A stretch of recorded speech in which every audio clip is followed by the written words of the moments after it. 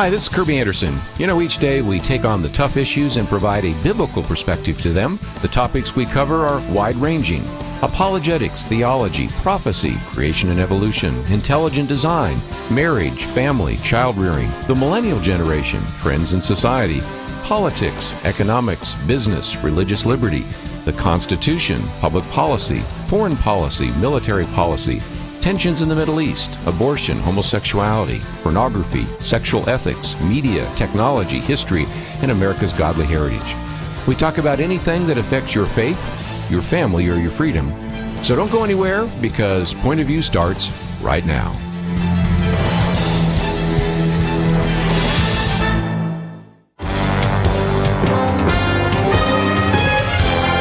Across America, live. This is Point of View.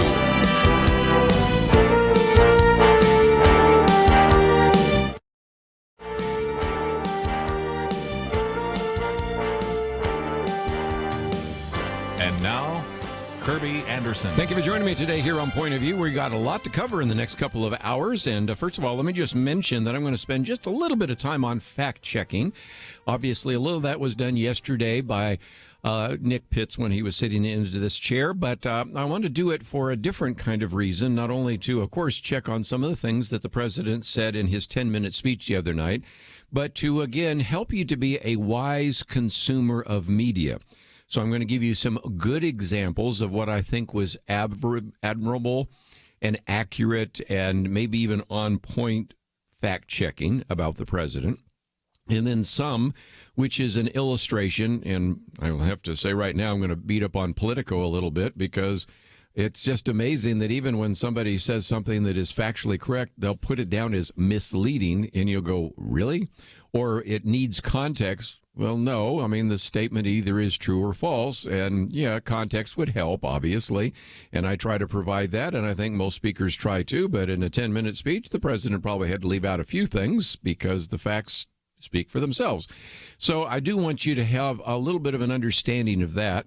And then we'll get into, what is a possible crisis at the border, and a new poll that I thought was kind of significant, which we'll talk about and probably get back into tomorrow. You might remember, if you've been listening to this program, that Kelly Shackelford has said on more than one occasion that it would be helpful if we had a poll to just really see where the American people are on this issue of border security and the wall. So we'll talk about that as well.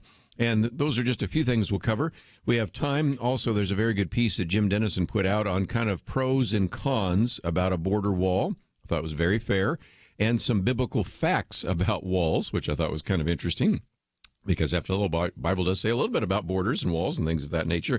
And then in the next hour, in the 1 o'clock hour, we have Jay Stringer with us. His book is entitled Unwanted, and we're going to talk about sexual brokenness and healing and those kinds of things. And so I think it'll be a very practical program. And then, even though you will not hear this on the radio program, I know many of you listen to this online anyway, the third hour, we have Martin Mawyer with us. This is something we've focused on over the years. Matter of fact, Marlon Maddox's last book, which was published after he died, actually had an opening chapter about Islamic indoctrination in the public schools. Well, it's gone far beyond what he recorded in his book.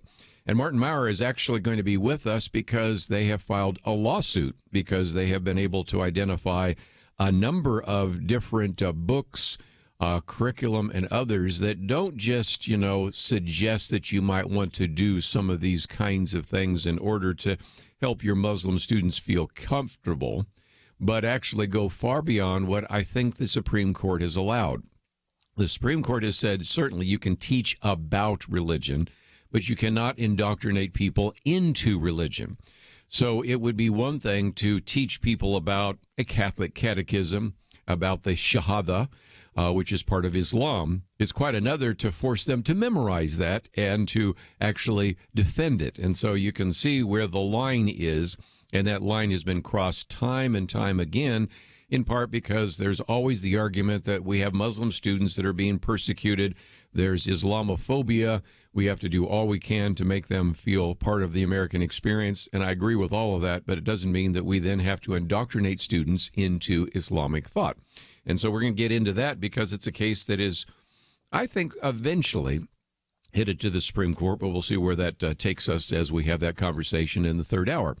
So that's just a brief overview. And, of course, at any point, if you'd like to ask a question, make a comment, you are free to do so. The number is 1-800-351-1212. Might also mention, of course, we broadcast on Facebook Live. Some of you like to just leave a comment there, and I'll try to read those from time to time. But let's, if we can, look at this segment and the next.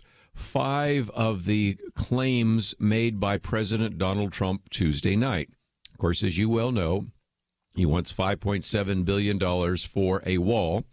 The best that you have is an offer that's now, I think, worked its way down to $1.3 billion, which would just be for border security. And so we'll see where that takes us. There are some that are suggesting, as the president today makes his way to the southern border of the United States here in Texas, that he will eventually say, I'll have to sign this continuing resolution so that we can fund the rest of the government, and then I'll just declare an emergency and build the wall with an emergency funds, which could be done, although I think constitutionally is really questionable, and we'll get into that a little bit later. But then, of course, you know what will happen next. The moment he says he'll do that, the people that oppose him will go judge shopping, probably back to that judge there in Hawaii, and declare that his use of emergency funds is unconstitutional. That will tie it up in the courts for years. Maybe it goes to the Supreme Court, maybe not. And at that point, nothing happens once again. So we'll see where this all goes, but that's kind of the scenario unfolding there in Washington, D.C. right now. So with that as background, let's take a couple of comments made by the president, and this particular one put together by Jarrett Stepman, who's been on the program with us, and a view of the, I assume, interns or other associates. And the first one was a claim made by President Trump that all Americans are hurt by uncontrolled illegal migration. It strains public resources, drives down jobs and wages. Among those hardest hit are African Americans and Hispanic Americans. So, again, do we have evidence that that is indeed the case? And Jarrett Stepman puts together a couple of really good points, and I'll just kind of give you a brief summary before we take our break and look at some of the others. You can go to the U.S. Civil Rights Commissioner, that is Peter Kirschenau, I believe is how you pronounce his name. He's African-American, by the way, or at least he says, I should say, I take that back. I'm jumping ahead of myself on some of these, that African-Americans are disproportionately affected by illegal immigration. Matter of fact, in one of the interviews, he said black males are much more likely to experience competition from illegal immigrants. He went on to say what happens is you eliminate the rungs on the ladder because a sizable number of black men don't have access to entry-level jobs. It's not just the competition and unemployment of blacks, it's also what depresses wage levels. Now, if you have any question about that, probably the definitive study that was done years ago was at the the Kennedy School at Harvard University. And George Borjas is a professor of economics there and wrote a while back, both low and highly skilled natives are affected by the influx of immigrants, but because a disproportionate percentage of immigrants have few skills, it is low-skilled American workers, including many blacks and Hispanics, who have suffered most from this wage dip. The monetary loss is sizable. The typical high school dropout earns about $25,000 annually. According to census data, immigrants admitted to the past 2 decades, declared and lacking a high school diploma have increased the size of the low-skilled workforce by roughly 25%. As a result, the earnings of this particularly vulnerable group drop between $800 per year and $1,500 a year. So that is at least one of the 5 that we're going to look at. We'll look at the rest after the break, but it just is something that I think is pretty intuitively obvious and fairly well documented, that it does depress wages for lower skilled individuals. And I think it would be fair to say that what President Trump said is that those hardest hit oftentimes are African American and Hispanic Americans. Let's take a break. We'll look at some of the other claims and fact check those as well right after this.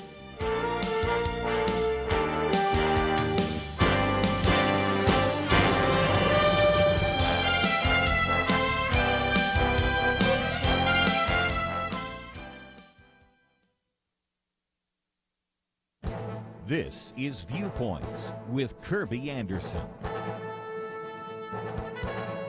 Immigration will still be a big issue this year. That is why we need to be asking good questions, especially of our elected representatives.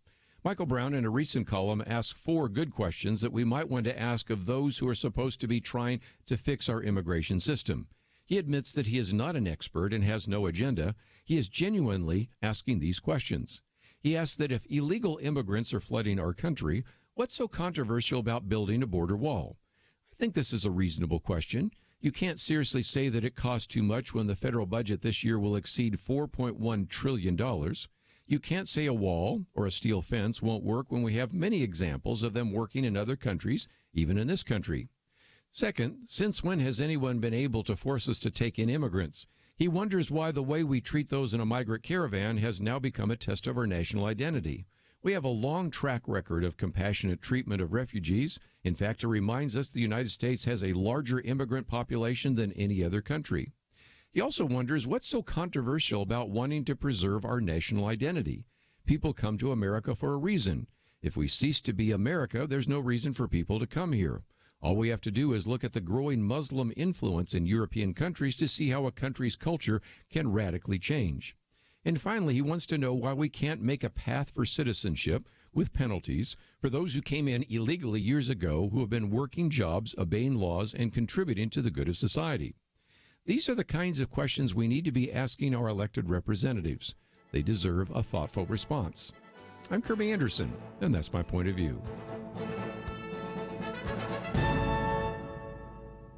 Take Kerby and the Point of View team with you on the go with the Point of View app. Search for Point of View Radio at the Apple or Google Play stores.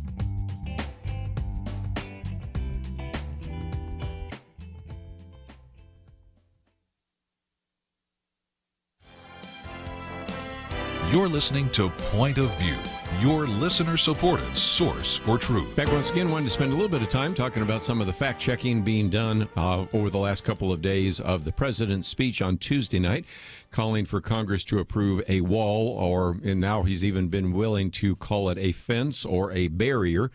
And maybe it would have been better to say a barrier, but when I say a wall, it doesn't matter if it's a wall or a fence, it still keeps people out. And that brings us to our second point.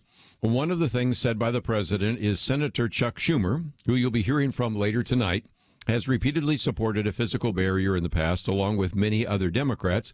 They changed their mind only after I was elected president. Now, is that true? It is true, but I will in just a minute talk about how you've got some people saying, well, maybe really not, because it's not the same thing. First of all, you have to say, is it a wall? Is it a fence? I thought it was really smart of the president or whoever wrote it for him to call it a barrier, because it is indeed true that back in 2006, Senator Chuck Schumer, along with many other high-profile Democrats, I'll talk about them in just a minute, voted for what was called the Secure Fence Act. Now, first of all, it's a fence, and I thought it was smart that he said barrier. But again, the Secure Fence Act amends the Illegal Immigration Reform and Immigrant Responsibility Act of 1996 to direct Homeland Security Secretary to provide at least 2 layers of reinforced fencing, installation of additional physical barriers, roads, lights, cameras, and sensors, and then it goes through this very long list. So, is it true that Senator Schumer voted for a physical barrier? True. Now, the way some have tried to get around that is, well, yeah, he voted for a fence, but not a wall. Well, again, let's give the president credit for the fact that he said a barrier. Let's go into this a little bit, because when you start asking this question, you have people saying, well, Politico dug into whether or not Chuck Schumer ever voted for a border wall.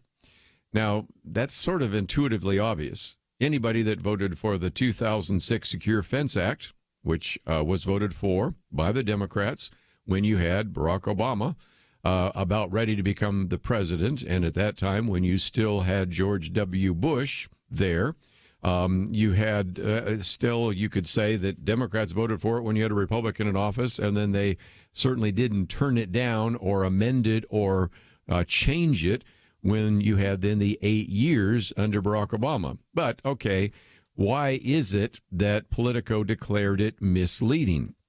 Well, this is what Politico said. It's misleading because Schumer and nearly a dozen other Democrats voted for the 2006 Secure Fence Act, which authorized the construction of roughly 700 miles of fence along the southwest border. But Schumer never voted for anything close to the scale of Trump's $5.7 billion wall. First of all, the wall is not going to cost all of that, but nevertheless, let's keep that there. So it was declared misleading because there was a difference in scale. Now, again, if you wanted to require the president to be even more precise, he could say, true, he voted for something that isn't quite as significant, but we now need it. But again, those are the words that people like me sometimes say when we have 2-3 hours to talk about it. But when he had to fit that into a 10-minute speech, I think what he said was accurate. Yet again, you can go to fact checkers that say, well, it's misleading. And I think we'll leave it at that. But other than just simply point out that it wasn't just Chuck Schumer that voted for this. Let's look at these others. Senator Barack Obama at the time voted for this. Senator Hillary Clinton out of New York voted for this. Senator Joe Biden out of Delaware voted for this, as well as Dianne Feinstein and others.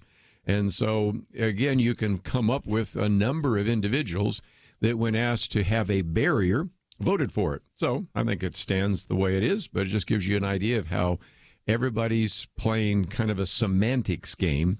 And so let's get to the third one, which I think is one that is a fairly significant charge against the president, because number 3, he said every week 300 of our citizens are killed by heroin alone, 90% of which floods across our southern border. Now, first of all, according to the Centers for Disease Control, in 2017, about 15,000 people died of overdoses involving heroin in the United States. And so that's about 288 deaths per week, which is pretty close to the 300 that is used by the president. So how have people tried to challenge that? Well, they've said, yes, heroin does come indeed from Mexico, but now here's the but.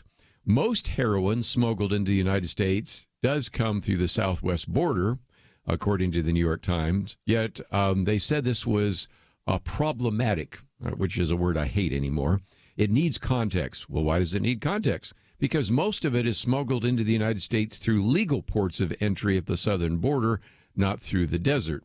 And this would all be well and good if that's what the president said. He just simply reminded us of the drugs that are coming into this country, most of which is coming from Mexico, almost all of it coming from the southern border. But I think this is one place where you could honestly say that the president might have grabbed a statistic that could be a little bit misleading, because indeed most of it is not smuggled across, but it's brought through legal entry. And you might say, okay, how is it brought in legal entry? Well, for example, here's a couple of examples. The Mexican transnational criminal organizations control the movement of heroin that enters the United States until it reaches its destination in cities all over the United States. The majority of the flow, this comes from the Customs and Border Protection Agency, actually through privately owned vehicles entering the United States at legal ports of entry, followed by tractor trailers where the heroin is commingled with legal goods.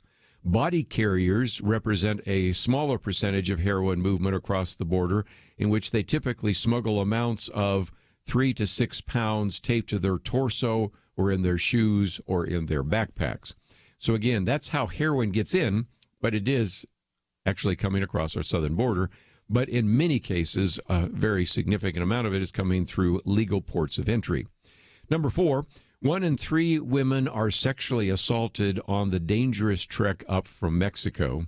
There's a story that many have told about this one woman who wanted to come to the United States, and so the coyote said, well, do you have birth control? And she's trying to think, okay, I'm going to be crossing the desert. You should be asking me, do I have enough water? Do I have enough food? When you ask the question, do I have birth control? That's the issue that, of course, we are now going to talk about. If you look at the report that came from an organization called Doctors Without Borders, came out in 2017, they were surveying the crossings from Mexico and into Mexico from areas of El Salvador, Honduras, and Guatemala. And so that's oftentimes, if you will, referred to as sort of the northern triangle of Central America. And they found that nearly 1/3 of the women surveyed had been sexually abused during their journey. And this is just from El Salvador, Honduras, and Guatemala into Mexico. When you ask what happened in Mexico, you could probably make the number a little higher.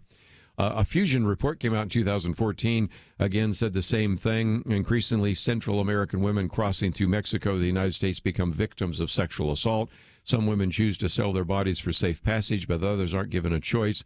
Migrant shelter workers told Vision that 80% of Central American women who make the journey to the United States are raped in Mexico. So if anything, the number given by President Donald Trump is a low number based upon some of the other estimates that are out there. I didn't notice in this particular case that Politico challenged that number, but of course we'll be talking about some of those issues a little bit later in the next hour when we talk about sexual brokenness and some of the issues that we'll address at that time with Dr. Jay Stringer. But let's take a break. And if you find yourself saying, okay, you are giving a lot of facts and figures here. I'm engaged right now in a discussion or maybe even a debate with some of the people on Facebook or on my Twitter account, and I'd love to have some of those facts. The first article that we have posted on the website today is the fact-checking of Donald Trump's claims in his border speech on Tuesday, so it is available. Of course, you can go to Daily Signal to find it as well. We've also posted some questions that are being raised about the crisis in the border and what that might mean, and also that poll, which we will get to a little bit later. So those are articles that are available to you on the website, pointofview.net. And as you go there, I hope that you'll take the time to read those articles. Today, my commentary, which I'm going to mention a little bit later, is called Immigration Questions. These were questions that Michael Brown put together, and I want to put some of those to you on the air.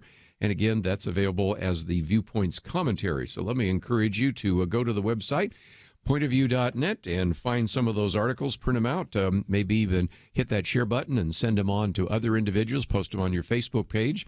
And as you go there, as you know, we are dependent upon your financial gifts to bring this program to you. So if you can help us out financially, click that button that says donate. We would greatly appreciate that.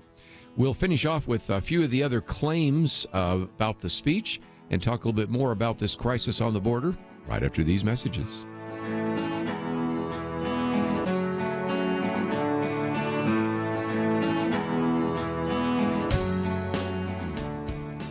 It wasn't long ago, it seemed every official decision brought religious liberty and our ability to live as faithful Christians into question. Some of us wondered how long it would be before we were literally forced to choose between obeying God or men. That pressure seems to have subsided just a bit, and now is the time not to take a breath, but to work as hard as we can for the future of our nation. Thanks to you, Point of View is doing just that. And our special thanks to those who have become members of Truth Team 360. In football, 22 guys battle it out on the field while 40 or 60,000 watch in the stands and perhaps hundreds of thousands more watch on television. We need a special few to get out of the seats and into the game. Join today by calling 1-800-347-5151 and ask to join the Truth Team, or visit us online at pointofview.net/team. We really do need you. The nation needs you. 800-347-5151 and pointofview.net/team. Point of View will continue after this.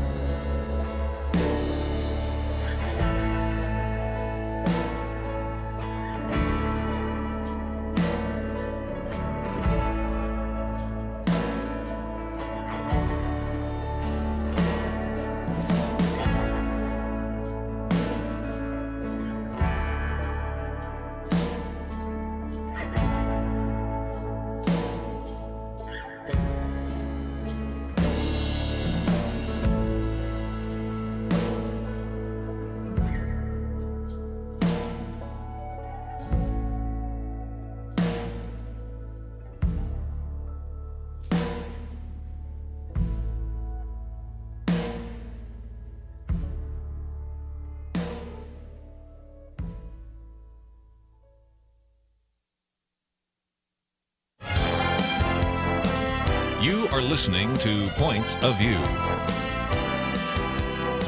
The opinions expressed on Point of View do not necessarily reflect the views of the management or staff of this station.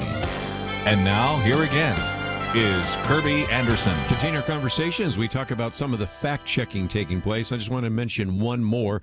I could wear you out, and maybe I already have worn you out with some of these, but I just wanted to once again give you a reason why you want to read widely, check various things out, look into some of the investigations, and recognize that people sometimes cite statistics incorrectly, or they don't give enough context to it. And so this is just one more. And probably one of the most controversial, I thought I'd wait till now to get into, was this.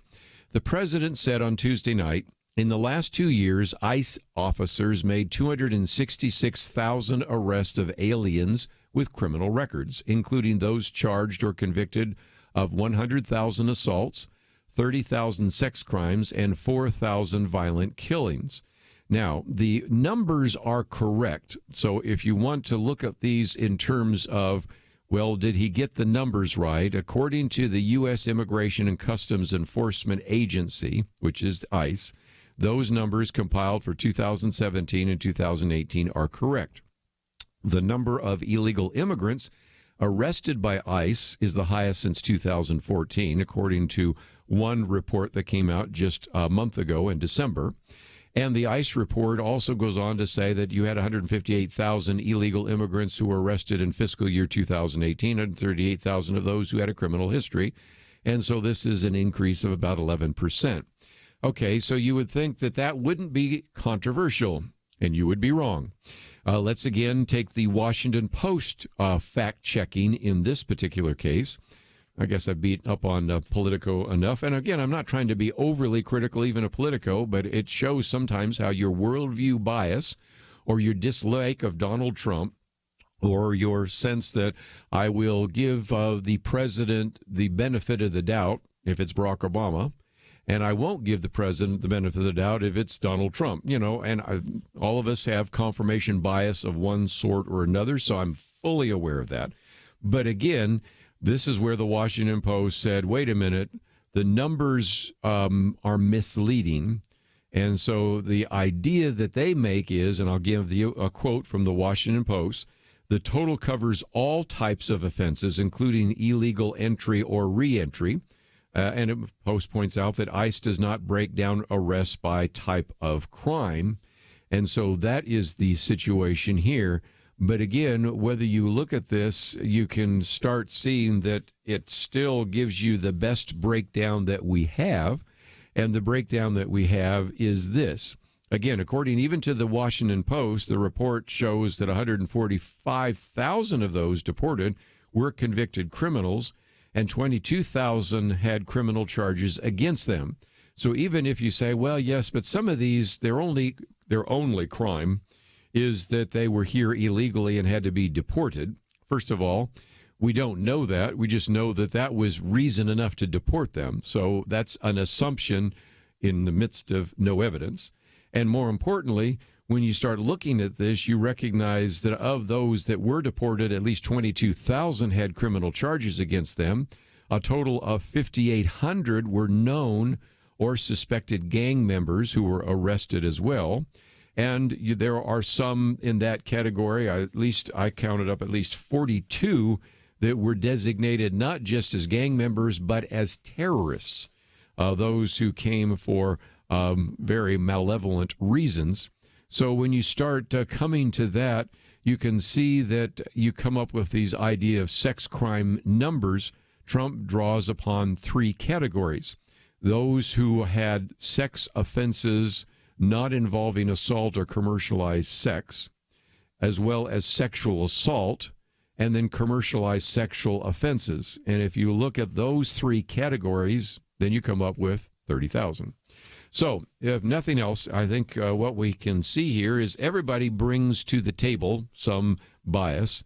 And even the people that are doing fact-checking sometimes, I think, give the benefit of doubt to a president they may like and withhold any kind of benefit of doubt to a president they may dislike. And so it shows up in some of these particular studies. Let me take, before we go to the break here, some of the other articles that we've posted here. And this one comes from the editors of National Review, who I think, again, try to be fair about what is happening at the border and why we need to take particular action. They said there's a simmering crisis at our southern border. It's not just an influx of terrorists, and Trump administration representatives have tripped themselves up by trying to make the numbers show large number of suspected terrorists caught at the border. I just told you that's a pretty small number indeed. It is not a wave of immigrants from Mexico as in the past, so the fact that migration from Mexico is close to zero doesn't have any significance that the media wants to attribute to that. It's the ongoing surge, they say, of minors and families from Central America, kind of that triangle that is below Mexico on the map, that are ill-equipped as a matter of law and resources to handle. So again, I appreciate their comment. When the president or other advocates for a wall say that we are using this to stop terrorists, and I just gave you the number that was coming from ICE, 42, that's not the big issue. Although it only takes, as we found, a few terrorists to devastate this country very easily, it's still not the biggest reason, and we've got good enough arguments. Why use hyperbole to try to make your case? Let's go on. This category of migrant is the new normal. 20 years ago, a single men accounted for the vast majority of illegal immigrants. Now families or minors are almost 60% of the apprehensions because of the court-dictated rules limiting on how long we can hold children. And so this has become the new way to actually gain entry into the country, knowing that when they take you and your child, and some of these people pretend that they're actually their child, then find it possible that they will have to be released into the population. And the anti-trafficking law that makes it impossible to easily send Central American minors home, and a broken asylum process on top of strained resources across the border, we are routinely releasing, they say, migrants into the country, even though this is the policy that the Trump administration rightly opposes and desperately wants to reverse. Our inability to control the flow encourages more migrants to come. So again, you can see that those for writing for the National Review aren't as convinced that the wall is the biggest issue, but it would be a deterrent to the bigger issue, and that is the fact that now more and more, a majority, 60%, if the apprehensions are an accurate statistic, show us that they're bringing children along because we can't hold children very long because anti-trafficking laws cannot send them back to Central America. They eventually get released into the population. And so this is kind of the new trick being used to get into the border, to get across the border, to get into the country, and then fade into the darkness.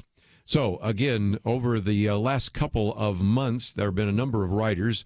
Darrell Lind and Vox said, over the summer and fall of 2018, it has become clear that there really is a crisis at the border because more families are coming to more places than U.S. officials have ever been capable of being able to deal with. She noted how much more families and minors crossing the border illegally last November than any other month since the Department of Homeland Security started breaking out this category in its numbers in 2011, more than during the influx in 2014, which is widely assumed back in 2014 to be the border crisis. Now, more physical barriers, they say, are part of the solution. The goal of migrants is simply to set foot into the United States and then perhaps stay for years or never leave as their asylum claims are adjudicated. It gives us more control if it's harder to cross illegally, and they can be made to apply at ports of entry.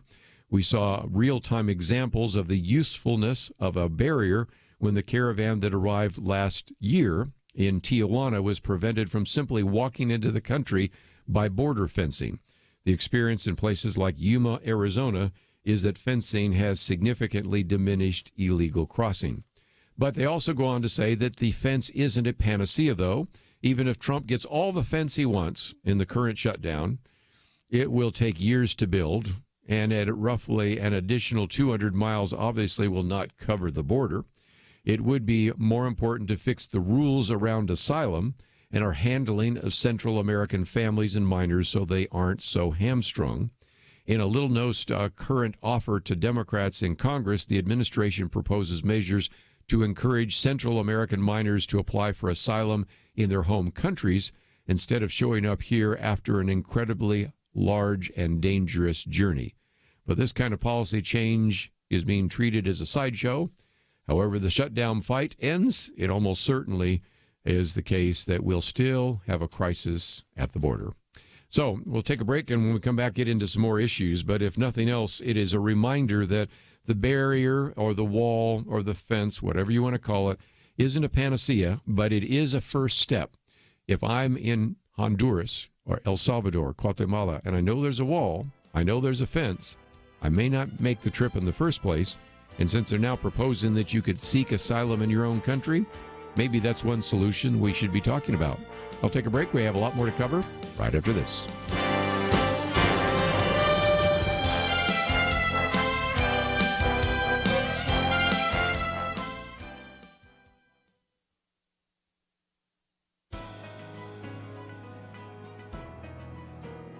Welcome to the First Liberty Briefing. I'm Jeremy Dice. Drug testing of employees is always a source of frustration. Nonetheless, it is essential to safety in the workplace. But does drug testing ever threaten an employee's religious liberty? J.B. Hunt Transport recently found itself facing that very question along with lawyers at the EEOC and the Sikh Coalition. Hunt Transport randomly tests its employees for drug use by using a hair sample. That works in most cases, but not for Sikh employees. Sikhism requires its followers to neither shave nor cut their hair. The simple act of plucking a hair from their head would cause Sikhs to violate their religious beliefs. Sikh applicants to the trucking company explained their predicament, but the company denied the request for an alternative drug testing option. Ultimately, they were not hired, and the employees sued, alleging religious discrimination. Wisely, the company agreed to settle the matter. Employers cannot make employment decisions based upon an employee's religion. Further, companies have a duty to accommodate an employee's religion so long as that can be done without undue hardship to the organization. In this case, refusing to hire someone because they would not cut their hair for a drug test is unreasonable when multiple alternative tests are at the company's disposal. Freedom, and especially religious freedom, demands that we do the hard work of balancing corporate safety against individual liberty. To learn how First Liberty is protecting religious liberty for all Americans, visit firstliberty.org. I'm Kelly Shackelford, President and Chief Counsel of First Liberty Institute. Let me ask you, what if America's best attorneys from the very top law firms got together to defend religious freedom in court? That's exactly what's happening at First Liberty. And the best news? We're winning over 90% of our legal actions. Come learn more at firstliberty.org. You'll be encouraged. That's firstliberty.org.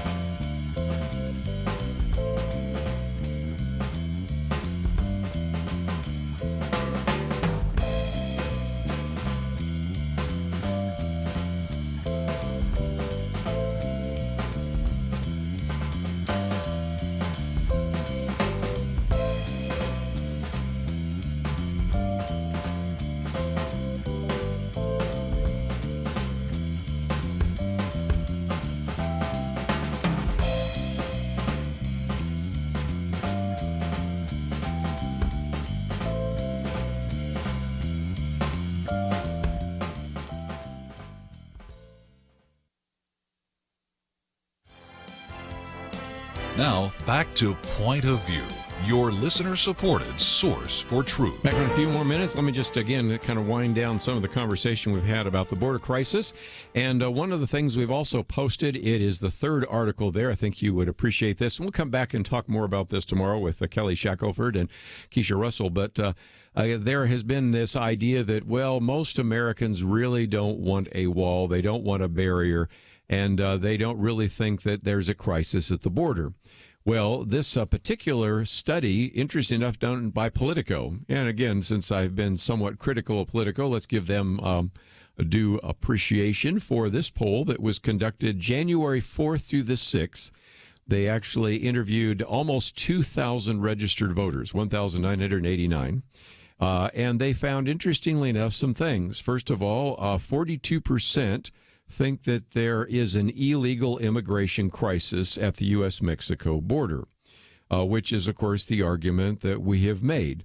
Another 37% of voters said there's a problem, but not a crisis. So they still say there's something that needs addressing, but they don't want to call it a crisis for whatever reason.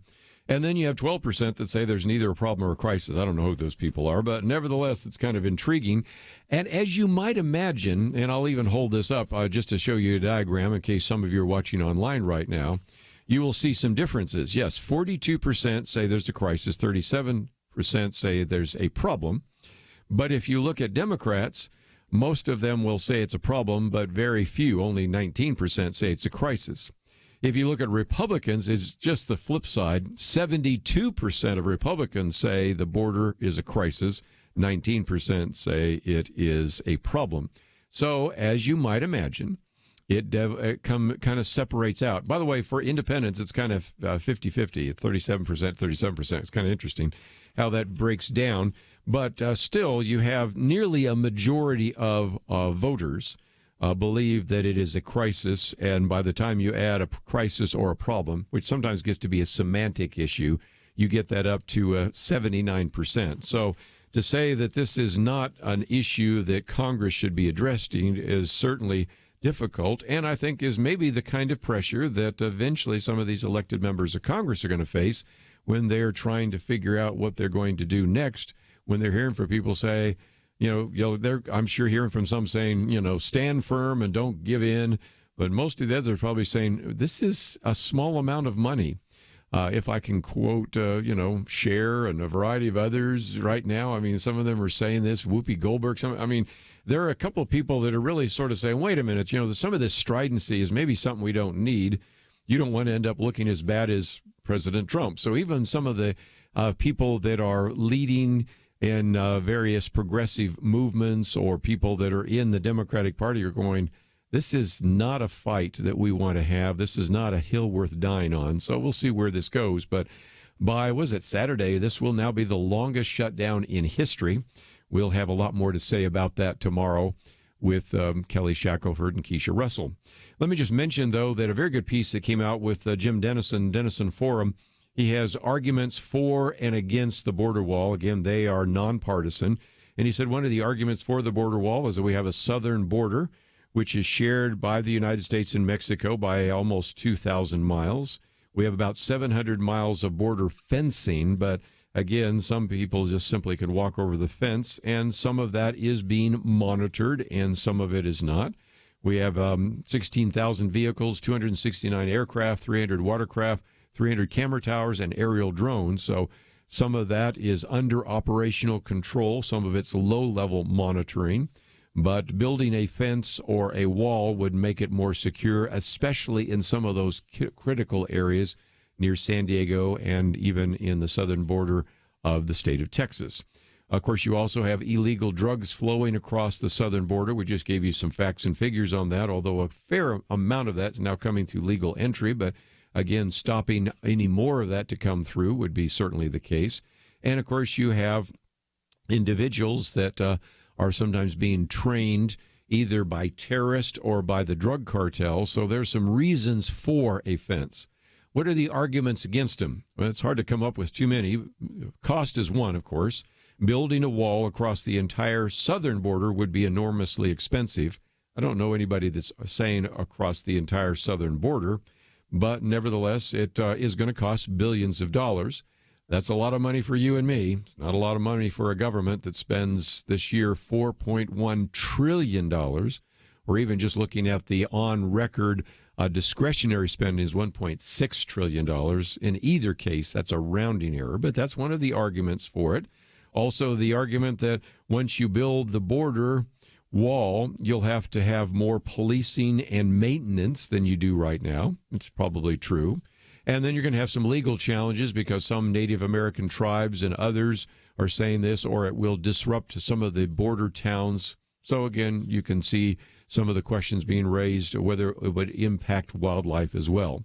So that leads to one of the other things that Jim Dennison says, and that is we in addition to have both the pro and con arguments for a border or a wall, also have some biblical facts. And you can find a lot of these in our booklet on immigration, but let me just cite some of the ones which we see cited by Jim Dennison.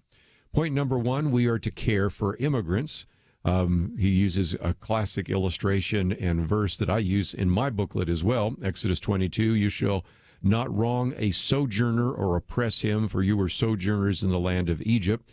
Goes on to give us other references in Leviticus, Deuteronomy, Ezekiel, Zechariah, Malachi. Even you can go into Matthew and the book of Hebrews as well. So that is certainly one issue. Number two is border security is a biblical priority. And again, a verse that he uses is one I use as well, Deuteronomy 32, verse 8, that God has fixed the borders of people. And even if you look at the promised land, that God had delineated the borders of the promised land, you can find that in Numbers 34 and Ezekiel 47. And certainly we are to guard against those people that intend us harm. And of course, we support government and recognize that government is God-ordained institution. And he doesn't have Romans 13 in there, but I would add that one as well. But then number three, he does quote from Romans and Titus and 1 Peter, in which we are to be subject to governing authorities, but at the same time, we're also to be kind to one another in Ephesians 4:32.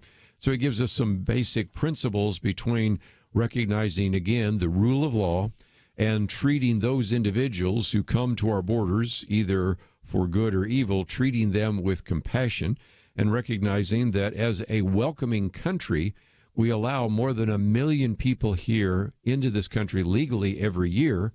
Frankly, if more people would go through the system, we probably could allow more people to come in legally. But when you have a significant number coming here illegally, stressing the system, we end up not being able to be quite as welcoming as fast as we'd like to be because of the crisis at the border. So that's kind of a brief overview of some of the things we've covered. If I have some time a little bit later, we will get back to my commentary, which today is really just taking some of the questions that Michael Brown put in a recent column and ask, I think, really some very good questions that are questions we should all consider if we want to understand this issue of immigration. So we have that available on our website, pointofview.net. And I might just mention that if you don't receive my Viewpoints commentary in your inbox every single day, all you have to do is go to the website there. You'll see a little red button there that says sign up. And when you sign up, just give us your name and email, and we'll be able to get to you the Viewpoint commentary. We also have a way in which you can sign up for our Pray for America material, and it's all available at our website, pointofview.net.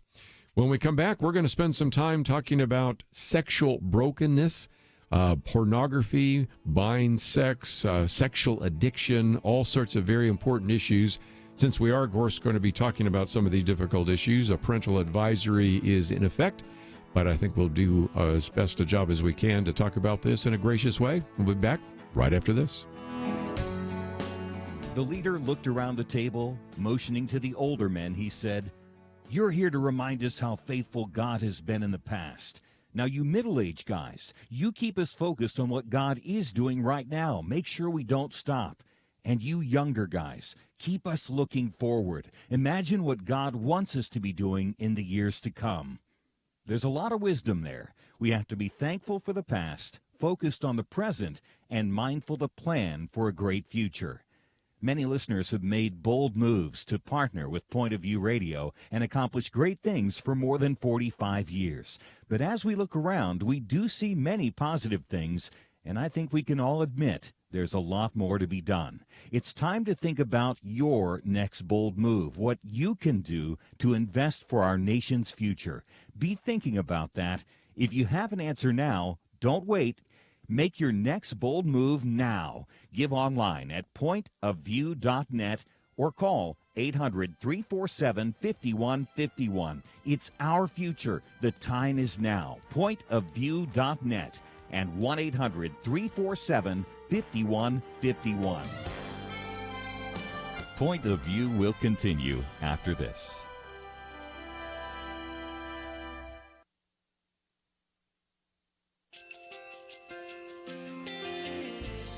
I just want to thank you so much for all the wonderful programming you have.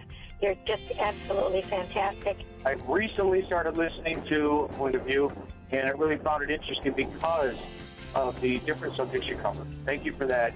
I really appreciate everything that you do in keeping us informed. Thank you, Kerby, for everything that you have been doing. I appreciate all the work that you're doing, advocating for the Word of God. Thank you so much.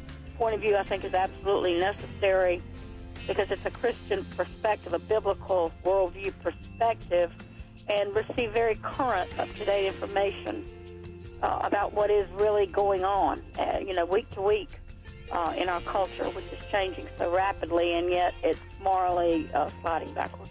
Yeah, I'm just, first of all, I thank you guys. Y'all's program is wonderful, and enjoy it every day. I learn so much every time I listen to it. Point of View Radio Talk Show.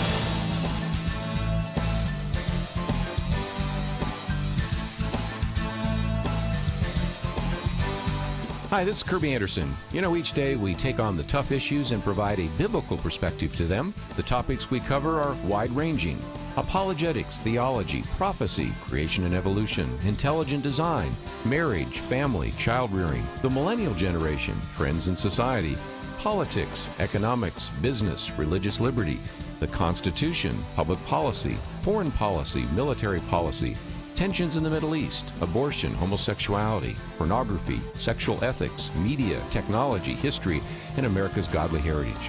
We talk about anything that affects your faith, your family, or your freedom. So don't go anywhere, because Point of View starts right now.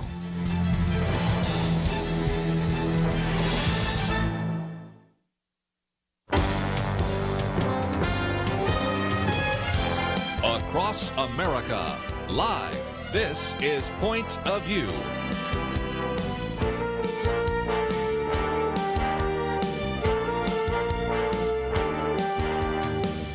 And now, Kerby Anderson. Thank you for joining me today. We're going to spend some time in this first hour talking about sexual brokenness. And so, as you might imagine, a parental advisory, we will be very careful in how we communicate things. But sometimes I know you have your children listen in on the program. We'll be careful, but at the same time, we'll be talking about a topic that you may want to at least monitor. And I think you're going to find this very helpful because of the research that has been done to really try to explain some of the things that we talk about on this program with various individuals, whether it's Dan Allender or June Hunt or Mary DeMuth, or just, and we can go through the long list of individuals that we've talked about these topics with. And so we want to bring to the microphone Jay Stringer, who's a licensed mental health counselor, also an ordained minister, individual that speaks on the subject of unwanted sexual behavior, is located in Seattle, and has really been kind of on the front lines of dealing with issues of sexual exploitation, pornography, dealing with this idea of unwanted sexual behavior. And the book is entitled Unwanted: How Sexual Brokenness Reveals Our Way to Healing. It is published by NAV Press. He has done a multi-year research study of over 3,800 men and women to really understand kind of what are the drivers to some of these kinds of behaviors that we're going to be talking about today. And he is an individual that holds not only a Master of Divinity, but also a Master's in Counseling from the Seattle School of Theology and Psychology, did postgraduate training under Dr. Patrick Carnes and Dr. Dan Allender.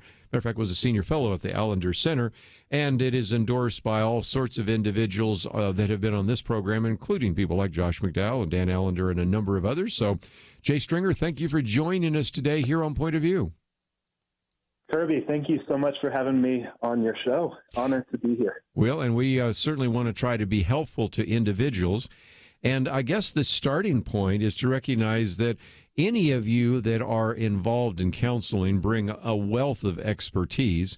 But in addition to that, you put together what's called the Stringer Survey of Sexual Fantasy and Behavior.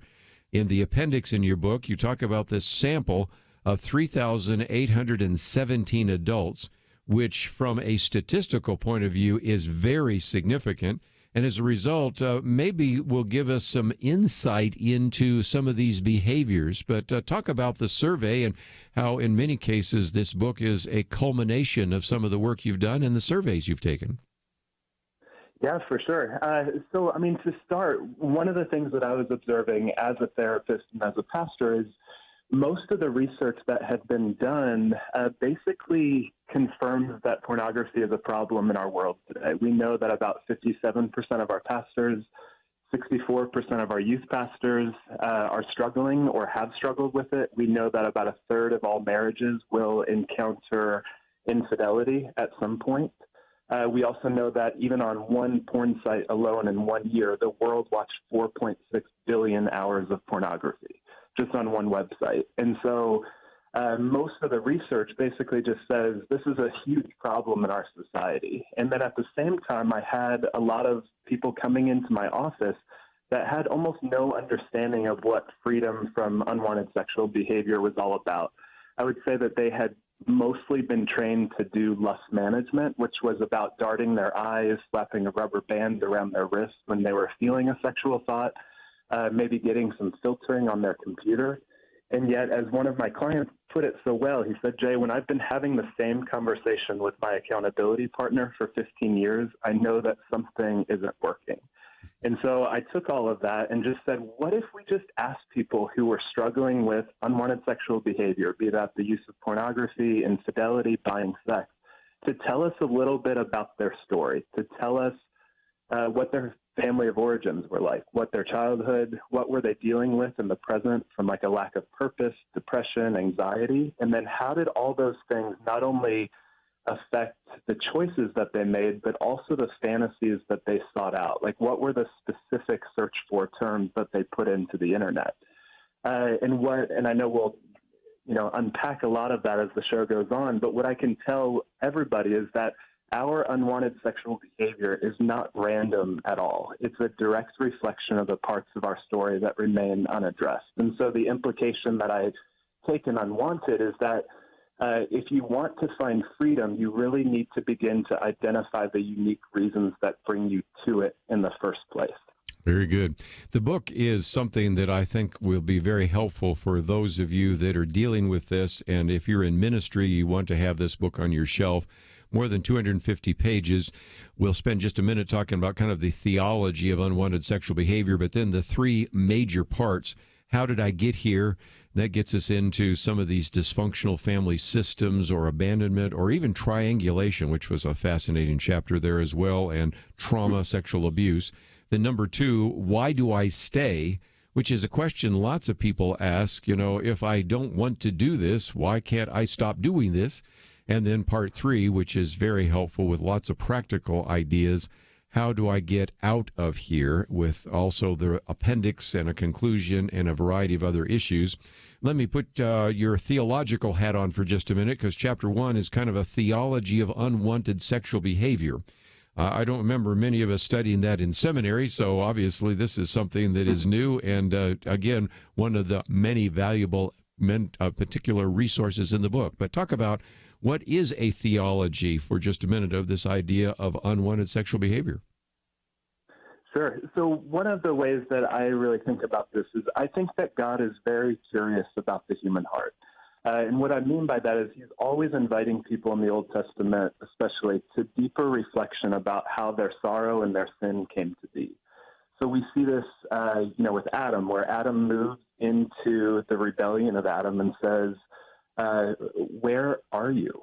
And to Jacob, the question is, what is your name? And then to Hagar, who's just been immensely traumatized by the first family of the faith, the angel of the Lord appears to her when she's about to die and says, where do you come from and where are you going?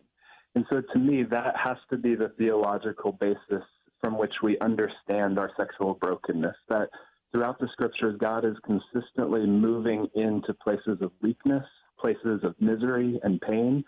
And we see this, in the incarnation, where Jesus becomes he doesn't just enter into solidarity with us, but he actually becomes a human and takes up human form in order to identify with us in precisely the places that we are going to struggle with the most in life. And so deeply rooted is this book in just this understanding of God is on the move to invite us into deeper reflection. And so what we have to affirm is that sex was made by God to be good. And what we know is that evil cannot destroy the glory of God, but as John 10:10 says, the thief comes to steal, to kill, and destroy. And so what we see in a lot of the theology of unwanted sexual behavior is that the only power that evil really has is to twist and to pervert that which God has made good. Wow. And so part of, I think, what we have to invite people into is to really consider, when was it? What were the stories where something of the goodness of sex in our bodies were actually twisted along the way? And we'll come back and look at some of those stories and see if we can unpack some of that. It is all part of the book Unwanted, How Sexual Brokenness Reveals Our Way to Healing, published by Nav Press. We'll be back right after this.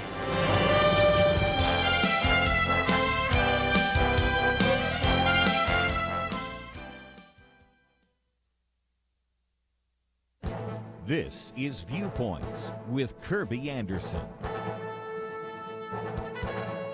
Immigration will still be a big issue this year. That is why we need to be asking good questions, especially of our elected representatives. Michael Brown, in a recent column, asked 4 good questions that we might want to ask of those who are supposed to be trying to fix our immigration system. He admits that he is not an expert and has no agenda. He is genuinely asking these questions. He asks that if illegal immigrants are flooding our country, what's so controversial about building a border wall? I think this is a reasonable question. You can't seriously say that it costs too much when the federal budget this year will exceed $4.1 trillion.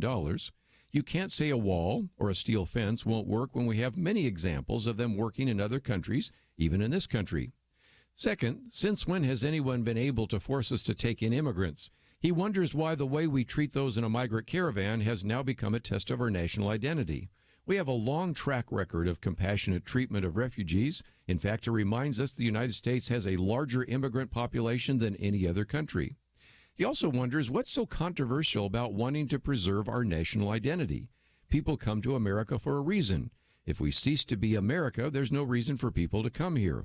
All we have to do is look at the growing Muslim influence in European countries to see how a country's culture can radically change. And finally, he wants to know why we can't make a path for citizenship with penalties for those who came in illegally years ago who have been working jobs, obeying laws, and contributing to the good of society. These are the kinds of questions we need to be asking our elected representatives. They deserve a thoughtful response. I'm Kerby Anderson, and that's my point of view.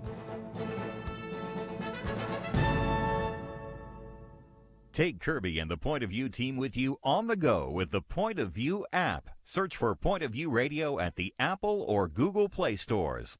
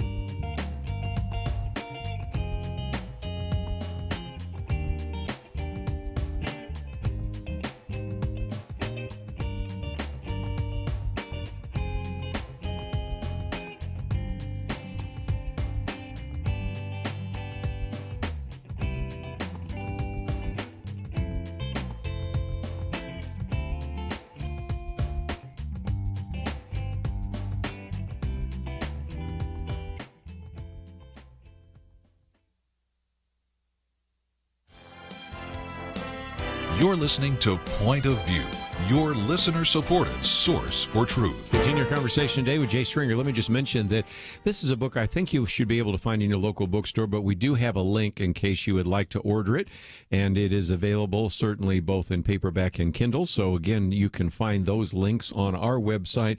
Also, a very good link to Jay Stringer that you might want to take advantage of as well. Some great little videos and things of that nature. It is heartofmanjourney.com, and we'll talk more about some of those resources that are available as well. But Jay, let's, if we can, work our way into that first chapter, or section, I should say. How did I get here? Some of that has to do with just dysfunctional family systems. Some of us grew up in pretty much intact homes with nurturing parents, but if you didn't and you have a need for affirmation, need for love, or those kinds of things, sometimes the family system is one thing that you found in your survey, which was very significant in terms of individuals seeking out various kinds of sexual pleasure. True?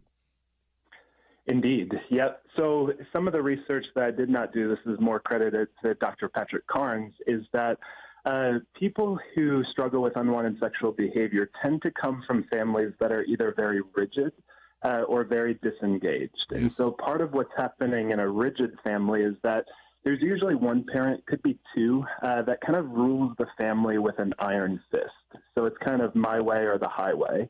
And if you do something that is disobedient, you might have a belt, you might be grounded.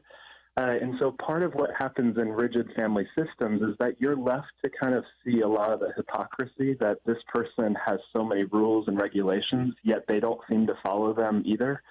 And so as a child, you have to figure out what to do with your powerlessness and with your anger. And so what ends up happening to a lot of these people is that unwanted sexual behavior, pornography, becomes a way to get what they want out of life.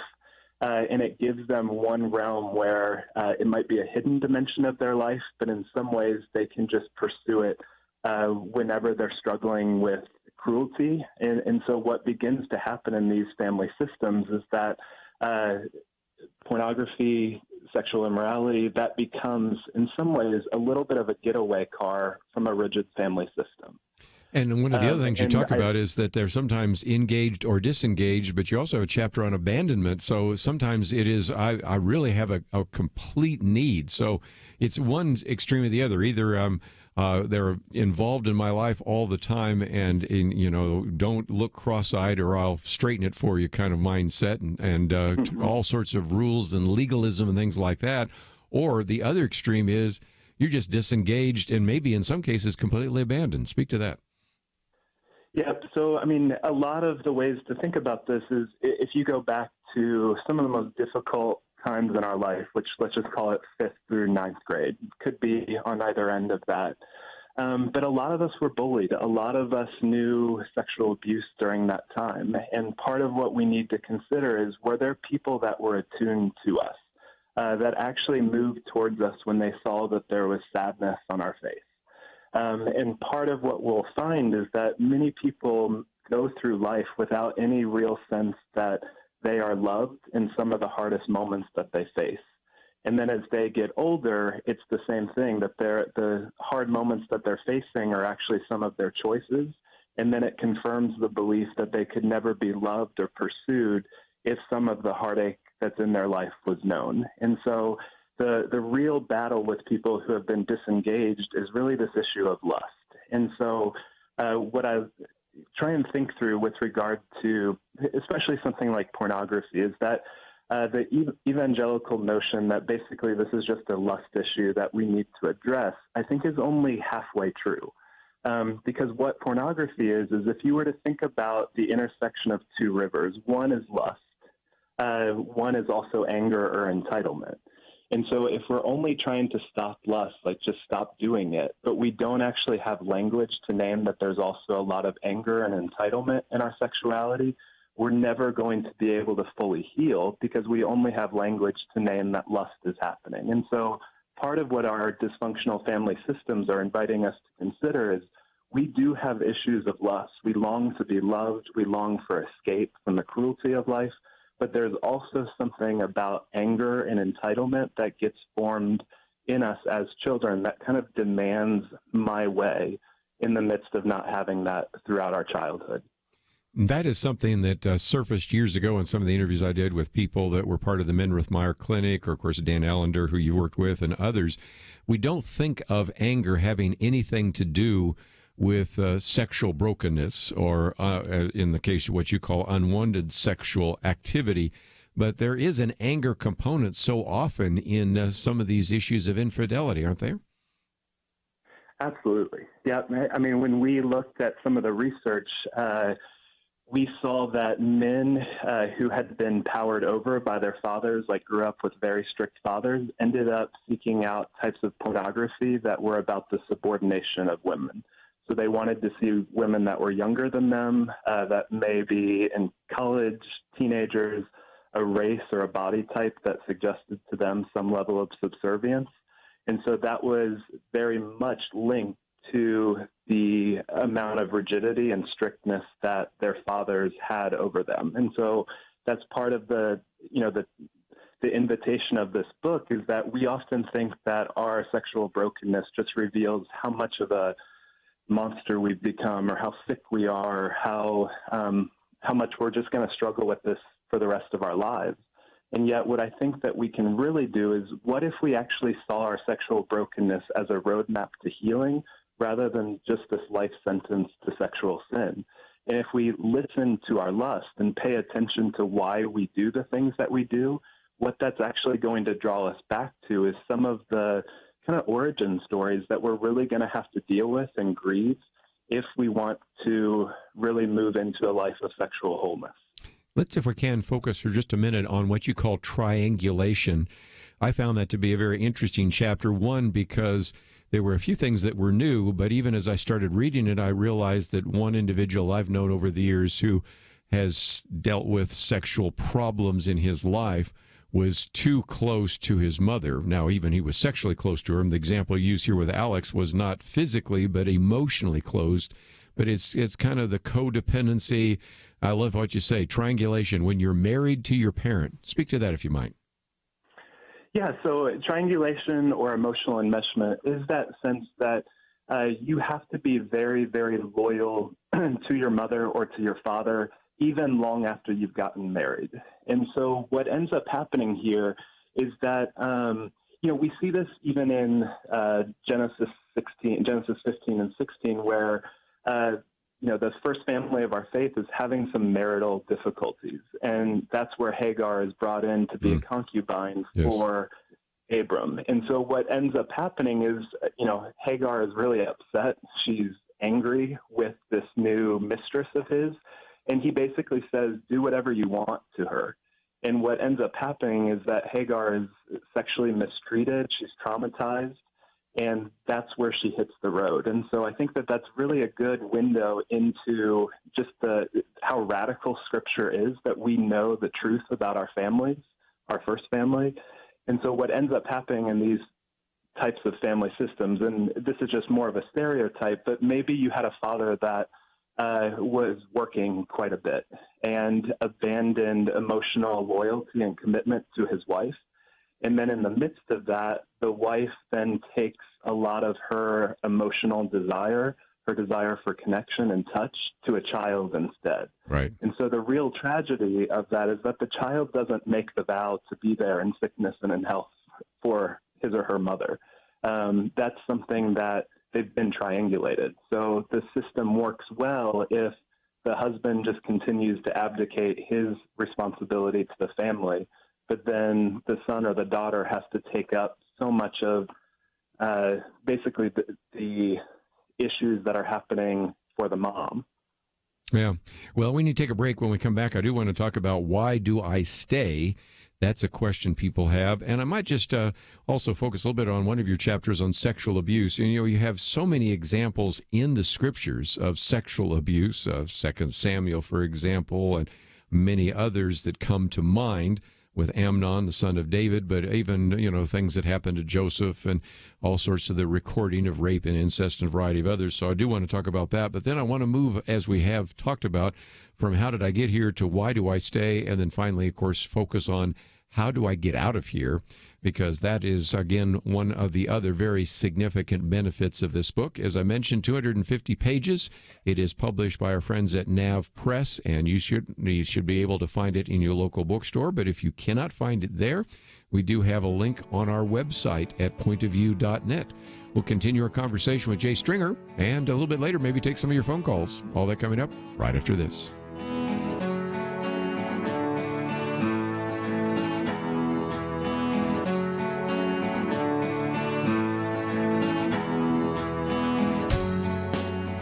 There is no more dangerous time than when things are going well.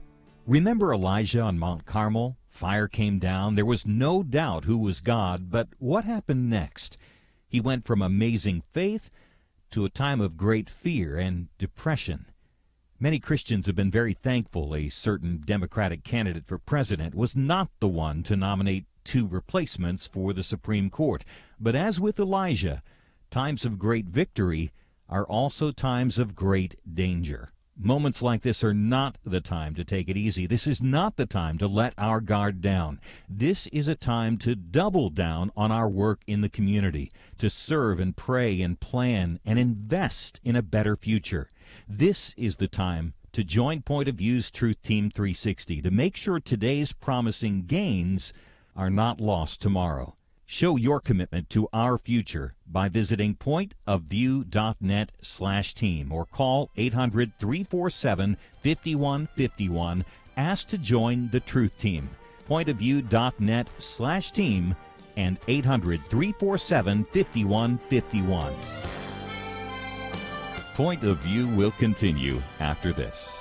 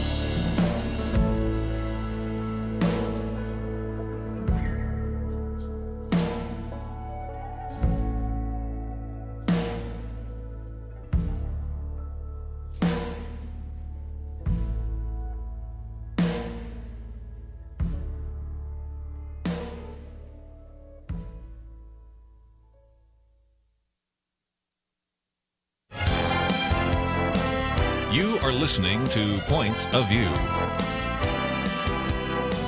The opinions expressed on Point of View do not necessarily reflect the views of the management or staff of this station. And now, here again is Kerby Anderson. Continue our conversation today with Jay Stringer, and the book is entitled Unwanted, How Sexual Brokenness Reveals Our Way to Healing, published by NAV Press. And just before we get into the next section, I thought it might be good just for a second, Jay, to talk about this issue of sexual abuse. We have, of course, some clear examples of sexual abuse in the Bible. And, of course, if you've ever been involved in any kind of counseling, pastoral ministries, if you've ever been a leader of a small group or something like that, you very quickly usually run into somebody who's dealt with some kind of trauma, some kind of sexual abuse. And it's interesting because sometimes that causes people to be more sexually interested, and for some to become totally sexually disinterested. I guess there's some basic ways to say that. But chapters 6 and 7 really kind of address that issue of trauma and sexual abuse. What do we need to know about that before we move on to the next section? Very well said, Kerby. So what my research showed was that the heaviest pornography users actually had sexual abuse scores that were nearly 24% higher than those who did not view pornography at all. Wow. And one of the things that I am so passionate about is, sexual brokenness, the use of pornography often get all the attention. And in many ways, that can eclipse a lot of the trauma and the sexual abuse that we really need to heal if we want sexual wholeness in our lives. And so I think part of the invitation there is, if people have been struggling with something for a really long time and just trying to manage triggers and trying to install accountability, but they're not actually addressing where their sexual story really became abused, then they're really not going to be able to find healing. And one of the things that we find within sexual abuse is that I know before I went to grad school, whenever I would hear sexual abuse, the image that would come to mind is kind of this guy in a white van that abducts a kid. And yet what I've learned through my clients and just years of study is that somewhere in the range of 80 to 90% of abuse happens within someone that is really trusted within a family system. So that could be an aunt, an uncle, a neighbor, a youth pastor. And so as we talked about in the last segment, if you grow up in a family that's pretty disengaged and pretty rigid, you're going to have a hunger in you to be seen, to be pursued. And so one of the first instances of this grooming process that abusers do is they notice that there's something in this child that really longs to be delighted in. And so the first movement towards a child might be, Jay, you have a really great arm, or that's a really nice dress that you have, or they invite you to play. They invite you to do something that your parents just have never invited you to do. And so what initially happens is our bodies feel bonded to someone. We actually experience oxytocin there. But then as the abuse goes on and the grooming process goes on, they begin to introduce us to sexual material, maybe their body parts. They might introduce us or show us pornography. And again, what are we supposed to do? We feel bonded to someone, but then we in many ways begin to feel a natural experience of arousal because we've never seen something like that before. But then the abuser might say, don't tell anyone, this is just our little secret. If you actually do tell anyone, there's going to be harm to your family. And so it's this really just sexual template of madness that you feel connected to someone, you feel some level of arousal, but then you also feel threat and shame about everything that's happened, and that becomes your sexual template. And so what happens to many of us much later in life is that we don't feel alive sexually unless we're reenacting and repeating some of those foundational sexual experiences that were highly abusive. Wow. Excellent. The second section is why do I stay? And that is a question that almost anybody that has been dealing with some kind of sexual brokenness who is trying to change that feels, and they feel like they're a failure. Sometimes they're overwhelmed, they're unmotivated, they're dealing with all sorts of issues. And one of the things that you are trying to do here is help us understand that if we just look at the lust issue, or if we just look at the number of times you go to pornography, or the number of times you go to that area town and try to find an individual giving you a sexual experience or whatever it might be, you're missing the underlying core. So speak to this issue of why do I stay? Because there are many people who have even probably called on this program in the past and on other programs and have been in counseling with you that say, I don't want to keep doing this, but why do I keep finding myself in the same situation? Yes, such a good distinction. So, most of us do at some point want to get out. It's an unwanted dimension of our life. But until we realize really how our sexual brokenness has come to serve us, there really is not going to be a movement towards healing. So 2 quick examples of that would be, I will work a lot with marriages or an individual that is trying to make a bid for intimacy for sex with his wife. And what happens is he makes this bid, and she might turn him down, saying, not tonight. And sometimes a conflict will ensue. Sometimes he just feels really defeated. And then right after that happens, about an hour later, he goes downstairs, get a bite to eat, and then he's scrolling through Instagram, Facebook, and then eventually finds his way onto some pornography site. So if he wants to stop his pornography use, he's really going to have to address a lot of the anger and entitlement that he has for sex. And so in some ways, what would he do if he didn't have porn after he felt some anger or rejection?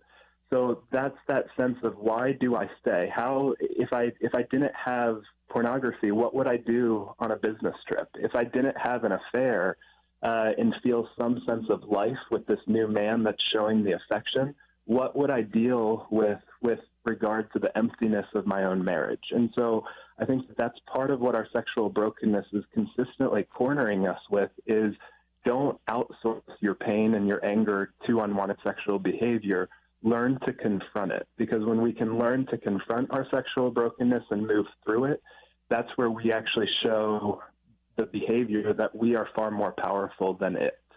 So one of the things that my research found was that this was only true of men, is men who did not have a clear sense of purpose in their lives were 7 times more likely to increase their involvement with pornography. And so that's just a huge finding, that if you don't have purpose in your life, you look back at your life and see a lot of failure. There's something about pornography that's going to be deeply appealing to your heart. Wow.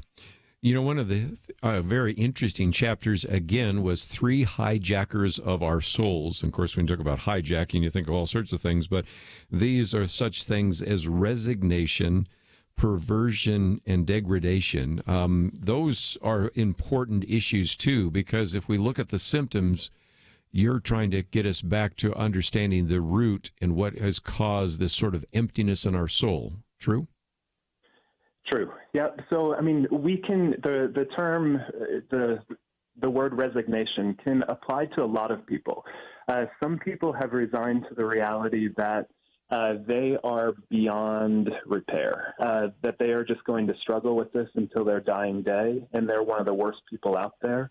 And so what you hear in that is really this resignation that there's no point in even needing to try to change, because this is just going to be with me.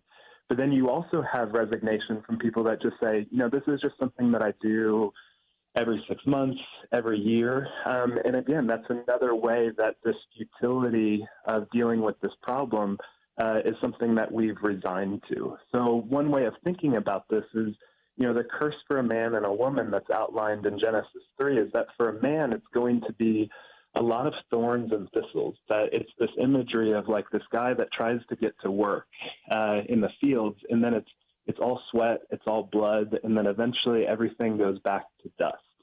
And so part of what we have to understand is that if that's our day-to-day experience of just nothing really works out the way that I want it to in my marriage, in my career, we're actually going to begin to pursue unwanted sexual behavior because it gives us a place to regain power and control. And there's nothing like that in the whole world, that we can get exactly what we want when we want it. And so the longer that we stay in that, our lust will actually move into more perversion. Right. We'll see a lot of our anger move into degradation. And this doesn't happen for all people, but the longer that you stay with something like pornography, oftentimes you'll see more escalation, where it's not enough just to see a woman naked. You actually need multiple women, and they need to be in kind of increased positions of subordination. And so what you really have to deal with is, if you've seen a lot of the escalation in your sexual fantasy life, that's really a good place to kind of pause and check yourself to say, what is it about pornography that's really appealing to a lot of the violence and anger in my heart? And so what we really need to do is to address the past, where a lot of that anger was formed, and deal with the present with integrity of, if I didn't outsource my anger, how do I actually metabolize it and work with it now? We'll be right back.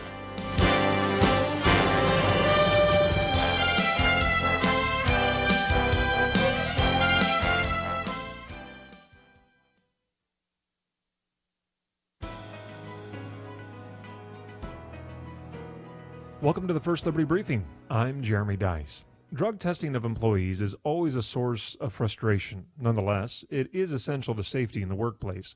But does drug testing ever threaten an employee's religious liberty? J.B. Hunt Transport recently found itself facing that very question along with lawyers at the EEOC and the Sikh Coalition. Hunt Transport randomly tests its employees for drug use by using a hair sample. That works in most cases, but not for Sikh employees. Sikhism requires its followers to neither shave nor cut their hair. The simple act of plucking a hair from their head would cause Sikhs to violate their religious beliefs. Sikh applicants to the trucking company explained their predicament, but the company denied the request for an alternative drug testing option. Ultimately, they were not hired, and the employees sued, alleging religious discrimination. Wisely, the company agreed to settle the matter. Employers cannot make employment decisions based upon an employee's religion. Further, companies have a duty to accommodate an employee's religion so long as that can be done without undue hardship to the organization. In this case, refusing to hire someone because they would not cut their hair for a drug test is unreasonable when multiple alternative tests are at the company's disposal. Freedom, and especially religious freedom, demands that we do the hard work of balancing corporate safety against individual liberty. To learn how First Liberty is protecting religious liberty for all Americans, visit firstliberty.org. I'm Kelly Shackelford, President and Chief Counsel of First Liberty Institute.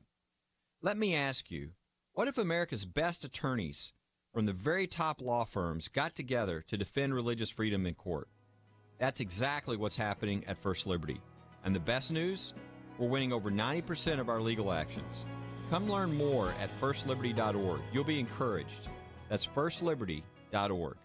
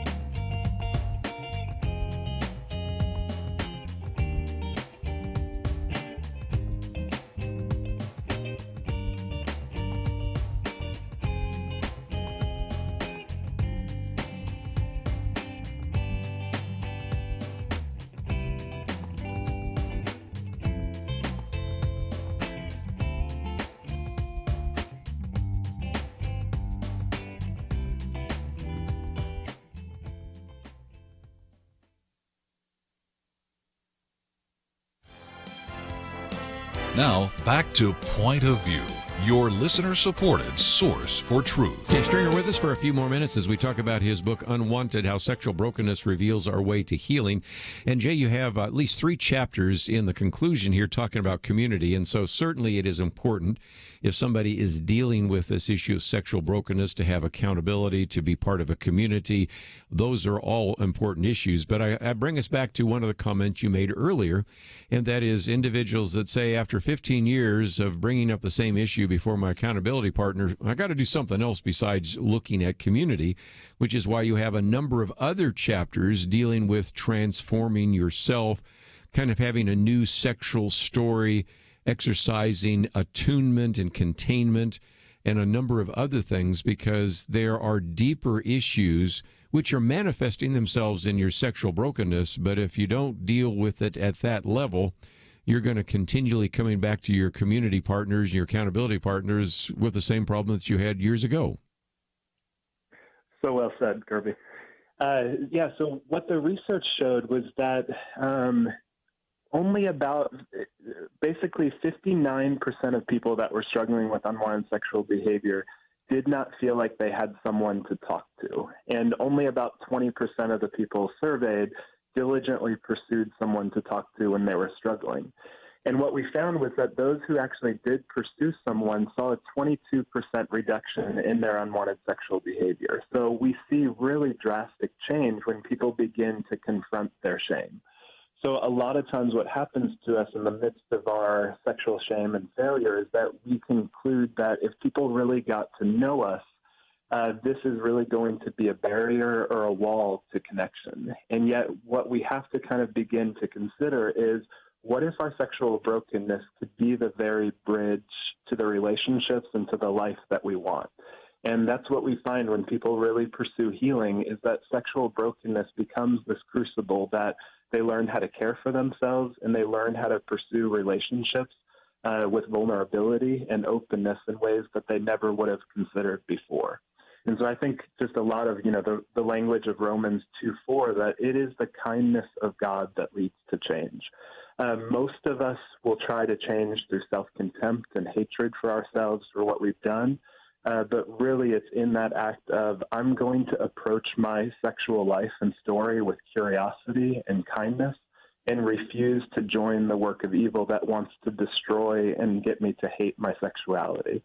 So the healing journey is really this invitation to heal your wounds, to be able to confront some of the difficult portions of your life, but then really consider what would a new sexual story, what would a new relational story mean if I didn't continue to outsource and hide behind my unwanted sexual behavior.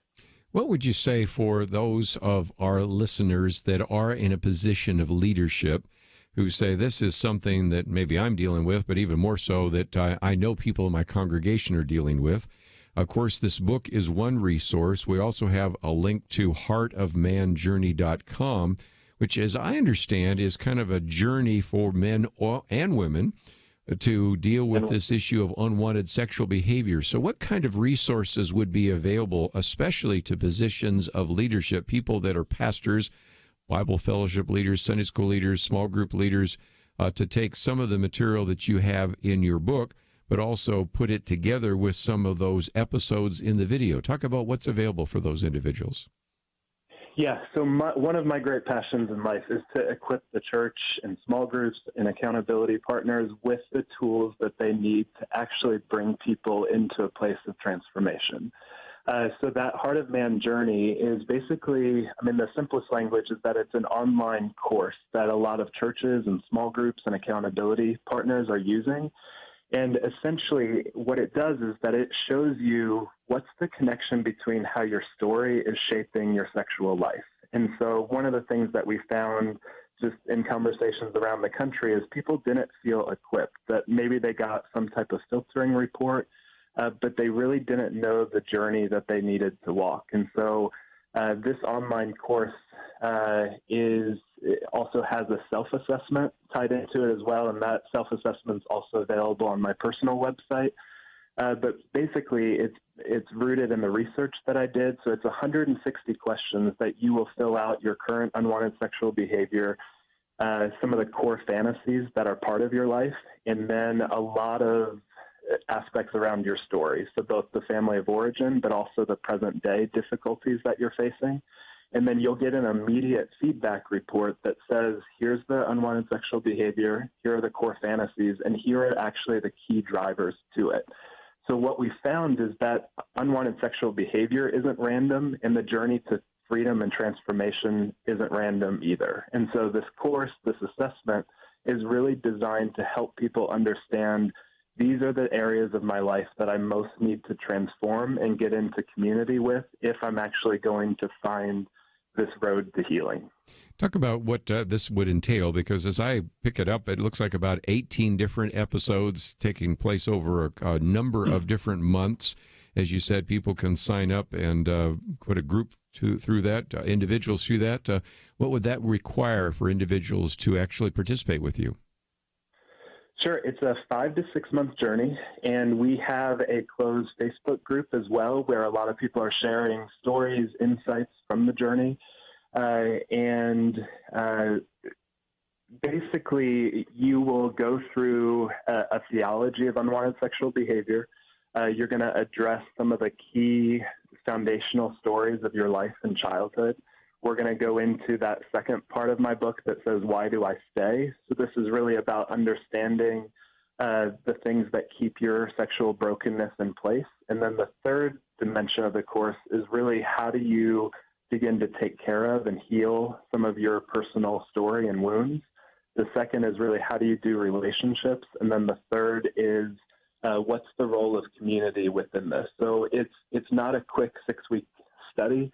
we are really going to get into some of the ruts of your life, some of those stories that you may have not told anybody, some of the specifics of what you search for on the internet. All of that kind of stuff is going to be the material and the curriculum that you journey through. And part of what we're hearing from some of the first people coming through this is that this has been wildly transformational for them, that just even the approach of curiosity and listening to your lust was something so different than anything they had been taught.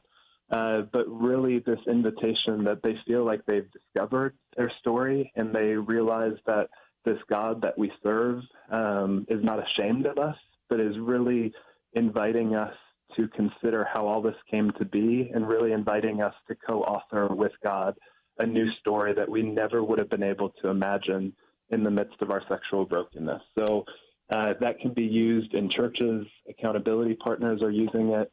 So it's a really, I think, one of the most thorough programs out there that really equips the church for the conversation that I think we really need to be having. One more time, again, the book is entitled Unwanted, How Sexual Brokenness Reveals Our Way to Healing. We've been talking with Jay Stringer, and if you would like some more information, of course, it is available on our website, pointofview.net.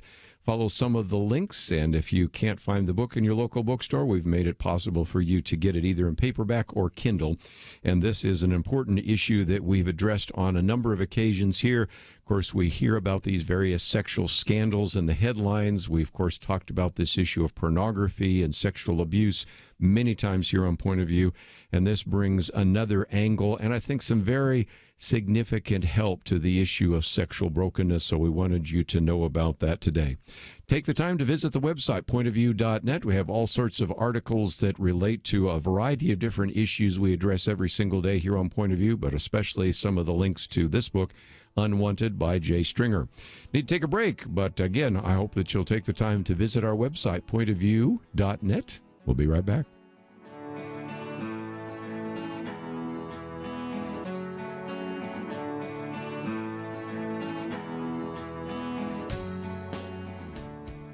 Here's some great news. If you missed the deadline to sign up for health insurance, or more importantly, if you sign up for a plan that you're just not happy with, you still have a choice. It's called MediShare, and MediShare is a Christian healthcare sharing program. It's been around for 25 years. They have more than 400,000 members now around the country. And get this, over the years, MediShare members have shared more than $2 billion of each other's medical bills, so they could help share your needs too. And best of all, you could save a lot of money with MediShare. The typical savings for a family is around $500 a month. Your savings could be more or less, but think about what you could do with that extra money every month. So if you think you're stuck with a high-cost health plan that doesn't have much to offer, think again. You can join MediShare anytime, so call them today and check it out. There's no pressure. They're super easy to talk to. 855-90-BIBLE. That's 855-90-BIBLE. 855-90-BIBLE. It takes a team to win. Be part of Point of View's Truth Team and bring truth and healing to America. Go to pointofview.net/team, pointofview.net/team, and 800-347-5151. Point of View will continue after this.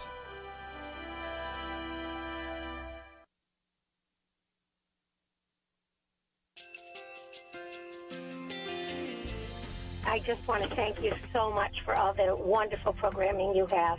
You're just absolutely fantastic. I recently started listening to Point of View, and I really found it interesting because of the different subjects you cover. Thank you for that. I really appreciate everything that you do in keeping us informed.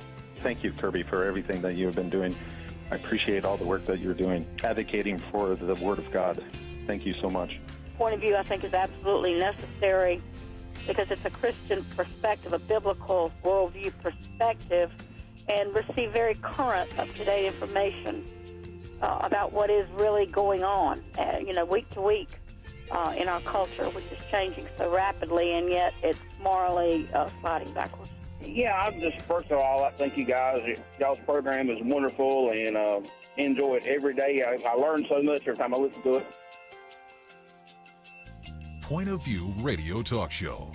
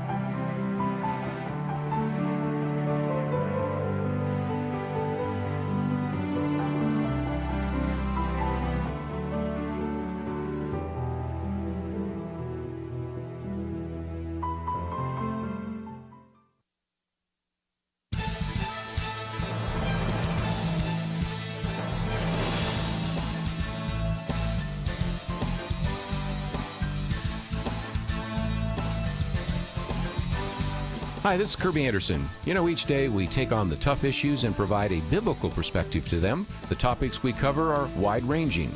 Apologetics, theology, prophecy, creation and evolution, intelligent design, marriage, family, child-rearing, the millennial generation, friends and society, politics, economics, business, religious liberty, the Constitution, public policy, foreign policy, military policy, tensions in the Middle East, abortion, homosexuality, pornography, sexual ethics, media, technology, history, and America's godly heritage.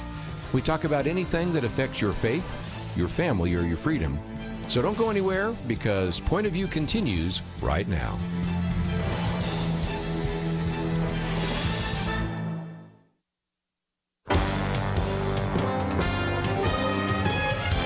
Across America, live. This is Point of View.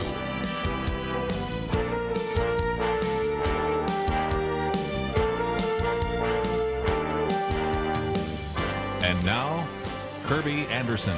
This hour, we're going to spend some time talking about Islamic indoctrination in the public schools. This is certainly a topic we've addressed a number of times here on Point of View. As a matter of fact, Marlon Maddox, who was the original host of Point of View, a book that was published after he died, the first chapter really addressed that issue. That book came out more than a decade ago, and actually he was talking about something that happened almost 2 decades ago in the book, in which we were requiring students to begin to memorize parts of the Islamic Shahada, for example, and take on Islamic names and a number of other issues. And although that was seen as sort of an aberration and something that probably wasn't going to continue on, it illustrated a couple of points. Number one is that as we even did some interviews, we found that some of the teachers in the school did not know what was being taught in their own children's classrooms. So if the teachers didn't know what was happening in the school, what chance do the parents know? And more importantly, I think it illustrated the fact that there was a willingness on the part of the public schools to say, you know, since Muslim kids maybe feel a little alienated, we need to do what we can to make them feel comfortable. And there's nothing wrong, according to the Supreme Court, with teaching about religion, but there's a lot of problem with teaching religion in such a way that you're indoctrinating students. Well, this is something we've talked about before with our guest, Martin Mawyer, but now you have a case before the courts that I think are going to be very significant, and this is something he talked about recently on Tucker Carlson and now joins us to do that as well. Martin, of course, is a freelance journalist who then has been best known for many years as the editor of the Moral Majority Report when it was out, and in 1990 founded the Christian Action Network. Of course, you might be familiar with some of his books, Silent Shame, The Shocking Story of Child Sexual Abuse, and then one that we've talked about with him in the past, Twilight in America, The Untold Story of Islamic Terrorist Training Camps Inside America. Martin, welcome back to Point of View. Thanks for having me on, Kerby. What can we learn? I hope we can get a better phone connection here in just a minute. But what can we learn about this whole court case? Because it does seem to me that what we are now starting to see is a number of individuals that are saying it's okay to teach about Islam, but what you're really doing is indoctrinating students into Islam. What can we learn from this particular court case? Well, we filed a front of the court brief in a case that's taken place in La Plata, Maryland, that is now at the Fourth Circuit Court of Appeals in Virginia. And in that case, students were required to make such pronouncements as there is no God but Allah and the Prophet Muhammad is his messenger. They were told to describe the Quran. Can you imagine if they were told to describe the Bible? That most Muslims' faith is stronger than the average Christian, that Islam at heart is a peaceful religion, and that Muslim conquerors treat those they conquer with tolerance, kindness, and respect, and I can go on and on. Some of this stuff is just outrageous from a Christian point of view, such as all children are born without sin. So you're telling this to children, while when they go to church, they're told that everyone is born with sin. Children are also told that all people can lead themselves to salvation. So as you can tell from some of these statements and questions that children are asked to memorize and recite back and are told, that this is not a history lesson on Islam, and it really is a method of indoctrinating them into Islam. One of the arguments that we made in our legal brief is that for students to have an academic experience, they have to be able to question whatever is being told to them, that whatever a teacher says is not to be accepted as some type of empirical or truth that can't be challenged. But the only way for a child to challenge the truth on what they're being told is to involve themselves into the Islamic religion. For instance, if a child is told to describe the Quran, they have to look at the Quran, they have to read the Quran in order to be able to answer that question, wouldn't they? If they are told that Islam at heart is a peaceful free religion, well, they would have to read the Quran to know whether or not that is true. So our argument to the Fourth Circuit Court of Appeal is that for students to actually answer these questions correctly, they actually have to engage into religious activity, and that would be an unconstitutional activity on the part of the public schools. Also, the problem is it's making teachers as if they are some type of Islamic scholar, right? So a teacher tells a child that there is no God but Allah and the Prophet Muhammad is the messenger of Allah. From what perspective are they giving that answer? Are they giving that answer as a academic instructor? Are they giving it as a religious leader? How do they grade a student on answering some of these questions, such as most Muslims' faith is stronger than the average Christian? How does a teacher know that to be true? And doesn't that force a teacher as well to engage in religious activity in order to be able to correctly grade the students' answers, such as all children are born without sin? Doesn't that put the teacher into having to wear a religious hat to answer with that question and the questions that the student answers is accurate? So our argument to the Fourth Circuit Court of Appeals is that for students to engage in this type of activity, it forces them into engaging into religious activity in Islam to find out whether these answers are correct or not. Let me just mention, too, that we have a link to this, and we have posted an article that is 2 pages long, but it also gives you kind of a 10-point summary of the brief that they have filed. And so if you find yourself saying, I got to read this for myself, that's exactly why we have that on our website, pointofview.net. And we want to take a break, but when we come back, I already have some phone calls coming in. So if you'd like to join us, that number is 1-800-351-1212. And this particular article, oral argument set for Islamic indoctrination in the court case. This happens in the Fourth Circuit Court of Appeals. Of course, Martin was on just recently with Tucker Carlson, so you have that material. And again, some of those key points we mentioned just a minute ago, that they had to learn the Shahada, the Islamic creed. There is no God but Allah, and the Prophet Muhammad is the messenger of Allah, that Muslim faith is stronger than the average Christian's faith, that Islam is a peaceful religion, which, frankly, many times historically has not been the case. All children are born without sin. But they also had to learn the 5 pillars of Islam. They had to state the laws and morals that Muslims must follow. Can you imagine if you were in a church or even a school requiring individuals to memorize, Catholic catechism, require them to say a Lord's Prayer mandatorily, even if they weren't Christians? I mean, you just kind of think about how this one should be easily resolved, but it goes to the Fourth Circuit Court of Appeals, so you never know what that's going to mean. And so we're going to come back, and we'll take some of your phone calls. Maybe you have some thoughts about whether or not we should be teaching religion in the schools, how we should be teaching it, and what about this issue of Islamic indoctrination? Love to get your comments. 1-800-351-1212. We'll be back right after this.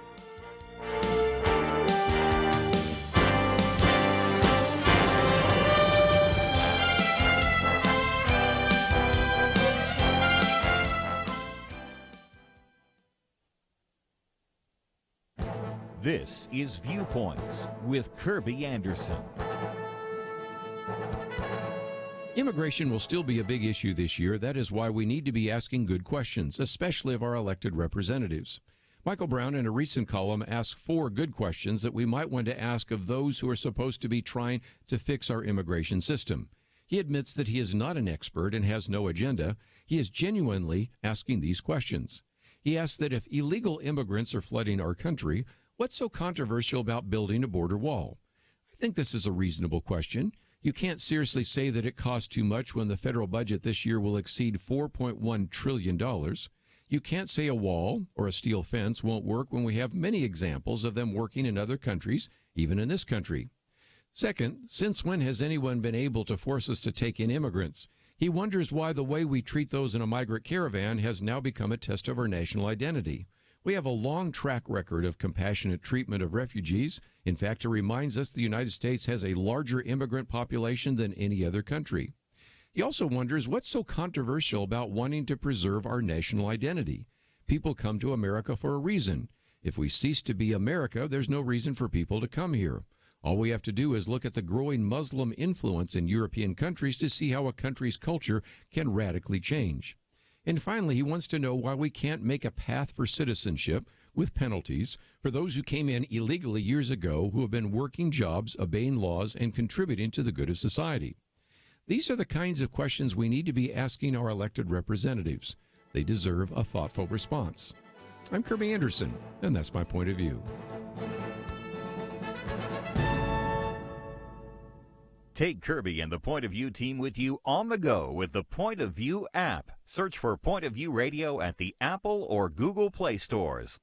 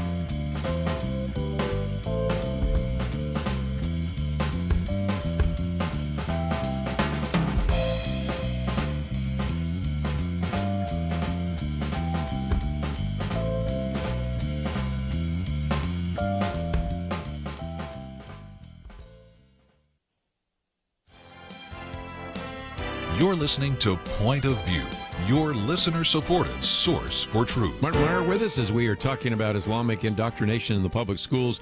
We also have a link to ChristianAction.org.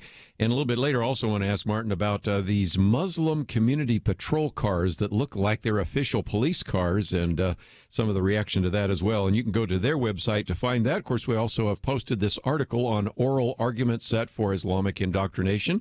This is a court case before the Fourth Circuit Court. And let's take some phone calls, and then we'll get back to some of the other elements in this case. We'll go to Arizona first, KNLB. Wayne, what's your point of view today? My point of view is God's point of view, and if most of the public, over half of the public, doesn't even know John 3:16, why in this world are we going to educate people and children about the Quran? It makes absolutely no sense. It's ludicrous. That's my point of view. Well, it's quite a point of view. You know, at a time when we have been told, Martin, that it is inappropriate to bring the Bible or even a belief in God into the schools. And yet I think most people don't realize that the Supreme Court, even when they ruled against mandatory Bible teaching, said it would be possible and it's certainly allowable to teach about religion. That, I think, certainly makes a great deal of sense. And I'm going to go to someone in just a minute that actually does teach religion. But that's not the same thing as requiring you to memorize or to repeat, you know, the Islamic creed of faith or to learn the 5 pillars of Islam or to actually be taught some things that theologically are incorrect. One of those, which you mentioned a minute ago, all children are born without sin.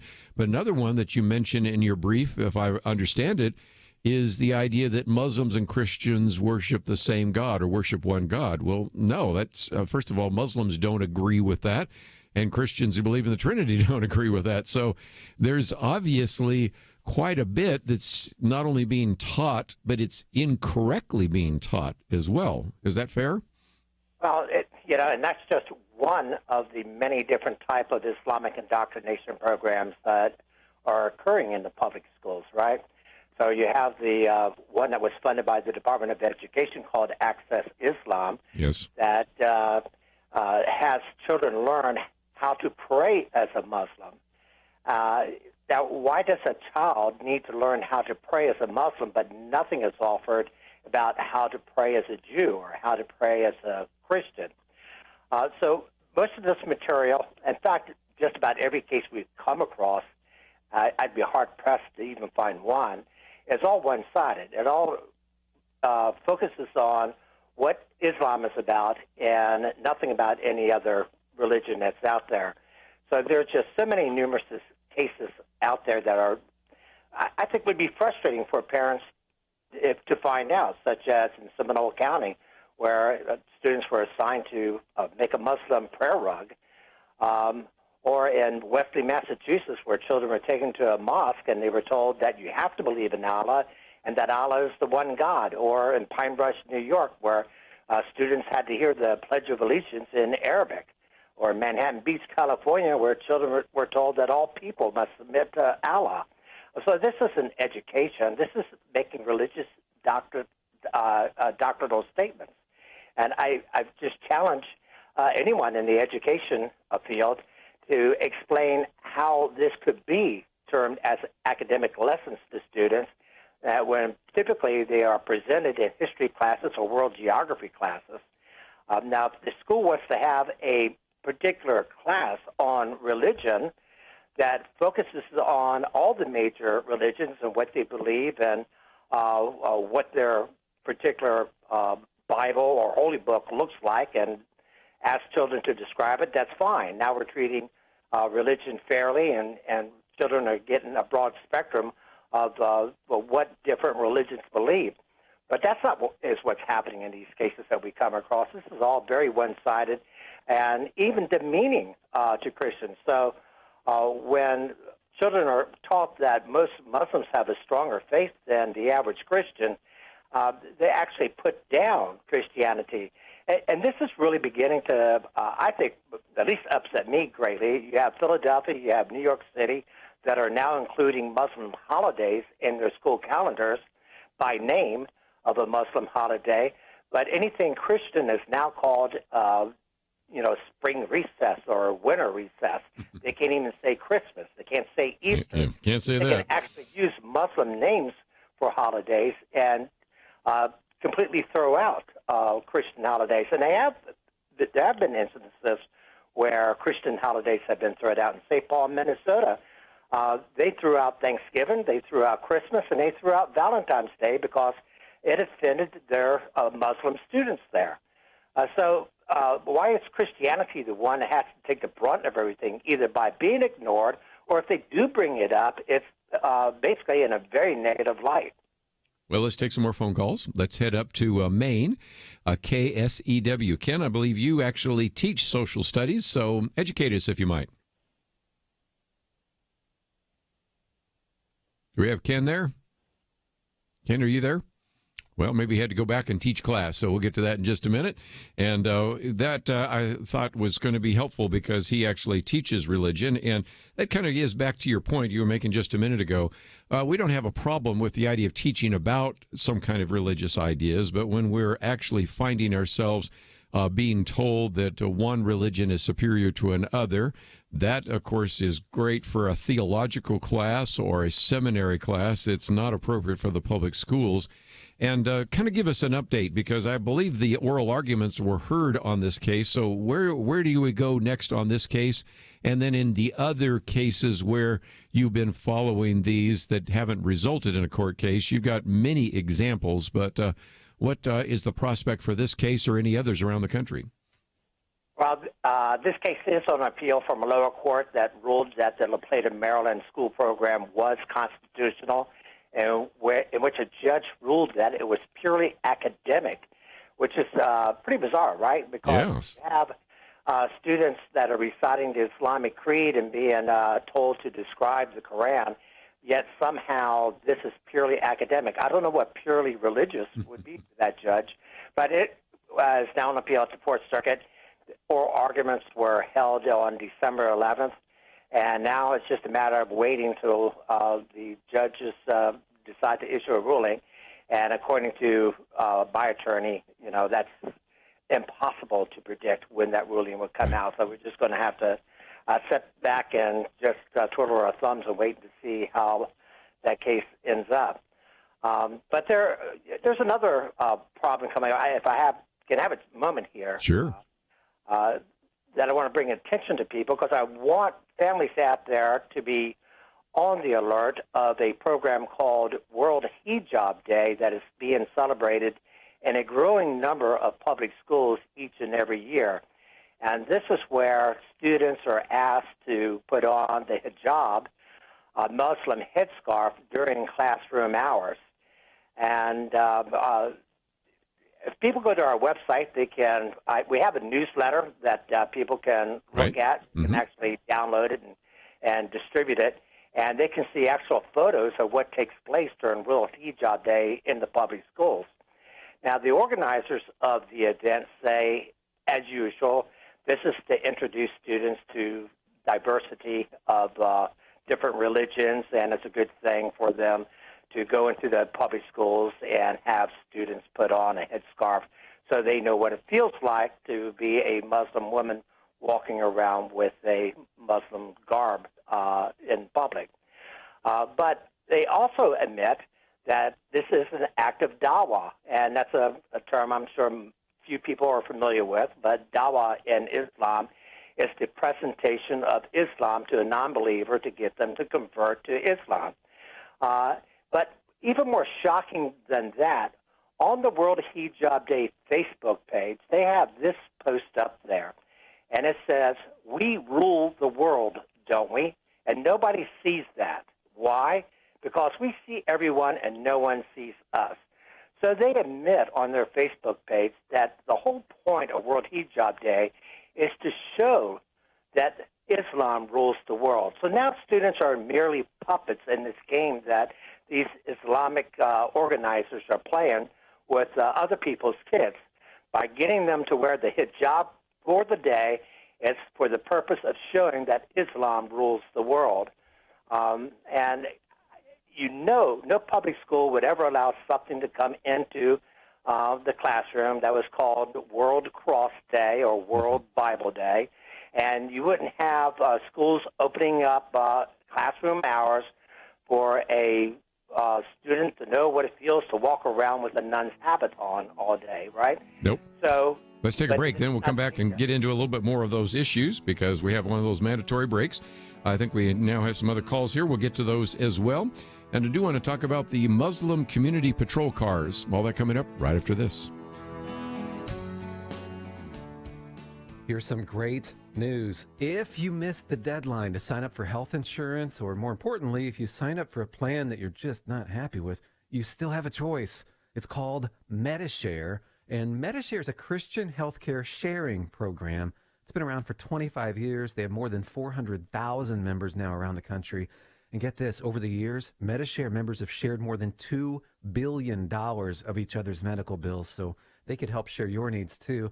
And best of all, you could save a lot of money with MediShare. The typical savings for a family is around $500 a month.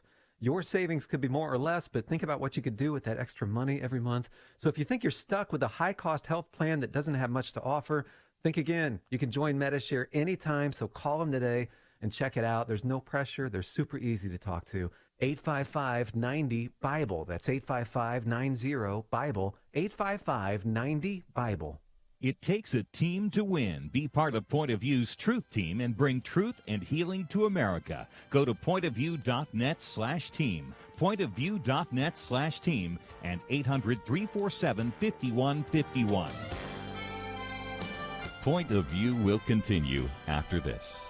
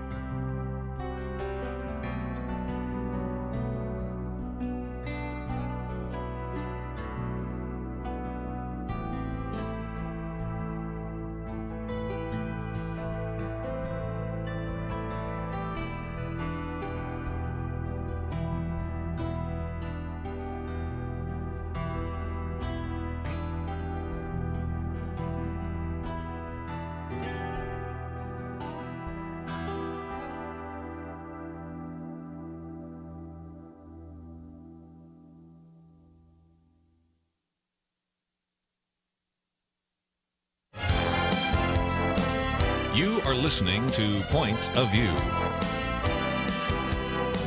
The opinions expressed on Point of View do not necessarily reflect the views of the management or staff of this station. And now, here again is Kerby Anderson. Martin Mawyer with us. And again, if you'd like to join our conversation, 1-800-351-1212. Martin, for just a few minutes, let's, if we can, talk about what is on your website. This is usually during the program a time in which I focus on people's website. And your website is christianaction.org. As people go there, of course, we refer to the newsletter. Of course, they can find out a little bit more about the legal brief that you founded and provided, and they can get that newsletter. But one of the lead stories there I thought was sort of relevant to what we're talking about, because one of the stories you have there is about how the senator from Arizona, who's bisexual and considers herself an atheist, didn't put her hand on the Bible. She put her hand on a law book. I'd love to know which law book. But we've had some others that have been willing to put their hand on a Quran, which in a couple of cases, whether Keith Ellison or the most recent one, and Rashida Tlaib, have used the Quran of Thomas Jefferson. They're free to do that, but it is interesting that at a time when we are trying to encourage, if you will, people to get back to biblical ideas, we're also seeing, even during the swearing-in ceremony, people wanting to put their hand on anything but the Bible in some cases because they just reject kind of biblical ideas. Any thoughts? Well, it's America, and I suppose people can put their hand on the whatever religious document that they feel their beliefs represent, and but it kind of demeans the whole process, though, doesn't it? Because in America, the reason why we had people put their hand on the Bible was because we wanted them to uphold the principles of the Bible. But when we start tearing the Bible apart, we start saying it shouldn't be a part of public life at all, even to the point now where if you exercise biblical beliefs in a hearing to be nominated for anything, you're immediately ruled as incapable of holding public office because you might exercise those religious beliefs on somebody else. So it's kind of pointless at this time and age to put your hand on anything, and other than perhaps the Constitution, that you will swear to uphold the Constitution. Yes. I'm not sure whether we should all be outraged by it or not. It's going to happen. It's going to continue to happen, and the more that we watch society devolve into atheism, as it has for so long now in Europe, the less relevance putting your hand on anything is going to mean. I might just mention, too, that if you go to the special reports, of course, it has the information about the legal brief that you filed for the Fourth Circuit Court, the one about the World Hijab Day in the public schools. So if people wanted to know more about that, those are all available there. But one of the other ones that I've alluded to, which I would think would be new for almost all of our listeners, are these cars, which are called Muslim Community Patrol Cars. Now, I will have to say, Martin, that if I saw one of those, I used to live in Connecticut, but if I saw one of those in New York City, I would say, that looks just like an NYPD car, unless I'd look at it real carefully and go, well, it doesn't say NYPD, it says MCP, which stands for Muslim Community Patrol. But the cars and the individuals look like they're officials in the government of the city of New York. Tell us more. Yeah, let me first say that World Hijab Day is celebrated in some schools on February 1. So that is the day on the calendar that you want to be looking for if you have children in the public schools for this upcoming World Hijab Day. Yeah, the Muslim Community Patrol cars look almost identical to an NYPD car. It's basically the same make. It's the same model. It's white. It has all the typical hallmarks of NYPD decals and writings on it. And if you didn't know any better, you would think that it's some type of offshoot from the NYPD, and as if they set up a special division just to patrol Muslim neighborhoods or whatever. But that is not the case. It is a group of about 10 mosques that pulled their finances together to buy these cars and outfit them to look like NYPD cars that are now patrolling Brooklyn and Staten Island. Now, publicly what they say is that Muslims are too fearful to go directly to the NYPD if they are the victims of a crime, but they are more willing to go to a Muslim patrol officer, and that's the reason why they have these cars on the streets, is to make it easier for Muslims to get their message off to the NYPD. But that whole thing breaks down. If you're going to have a car that looks exactly like the NYPD, that you can't distinguish that it's not a part of the NYPD, then there must be something else behind why these cars are on the streets. And my argument and the sources that I have in that area are telling me that it's much more sinister than the fact that they're trying to be a buffer between the Muslim population and the NYPD. Well, and again, one of the things that we've seen in other countries, and maybe even a little bit here in terms of Sharia law, but let's look over at France or the UK, in places where you have almost a two-tiered system, which says, well, we still have, I'll use England, English common law, which relates to criminal cases.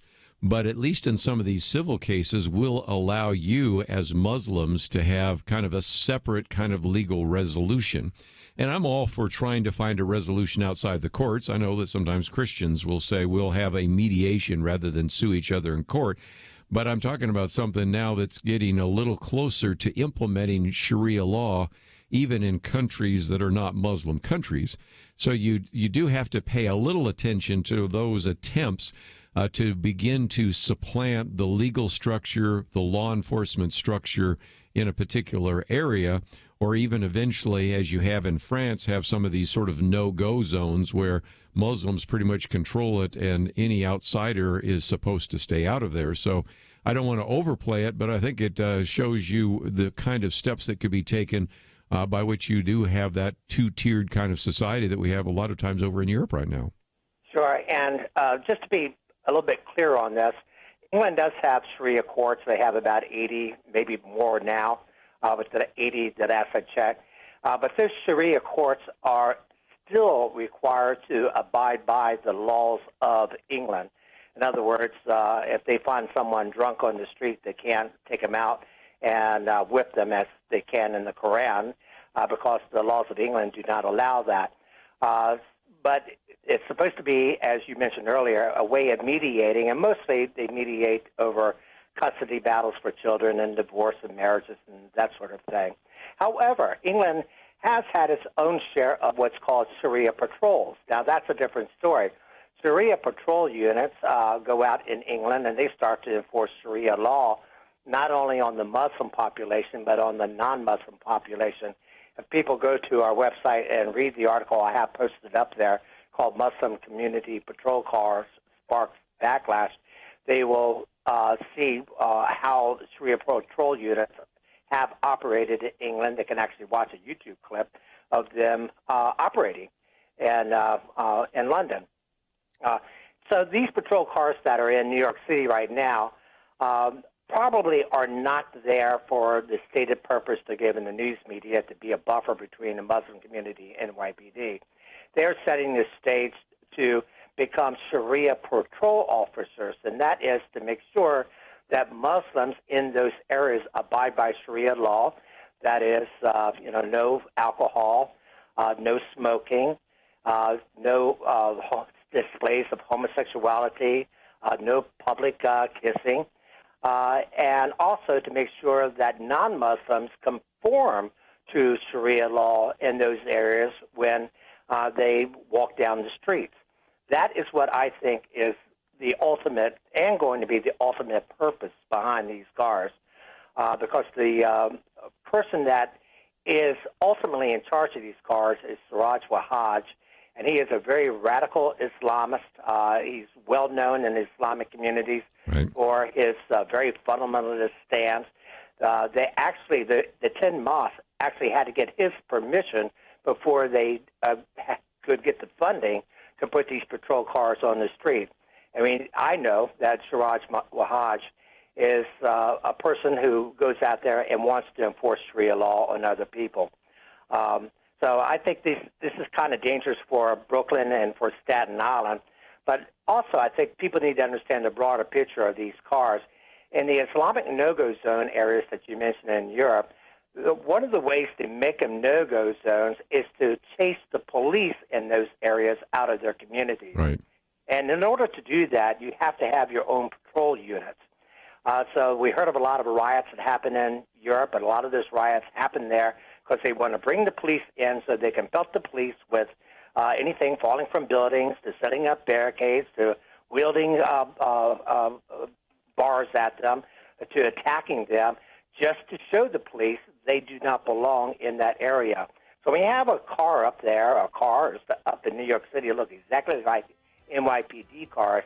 I think it's pretty apparent that they're trying to establish their own sensitive Islamic zone area in those two parts of the city. Yeah, trying to replace them. We'll take a break, continue our conversation right after this.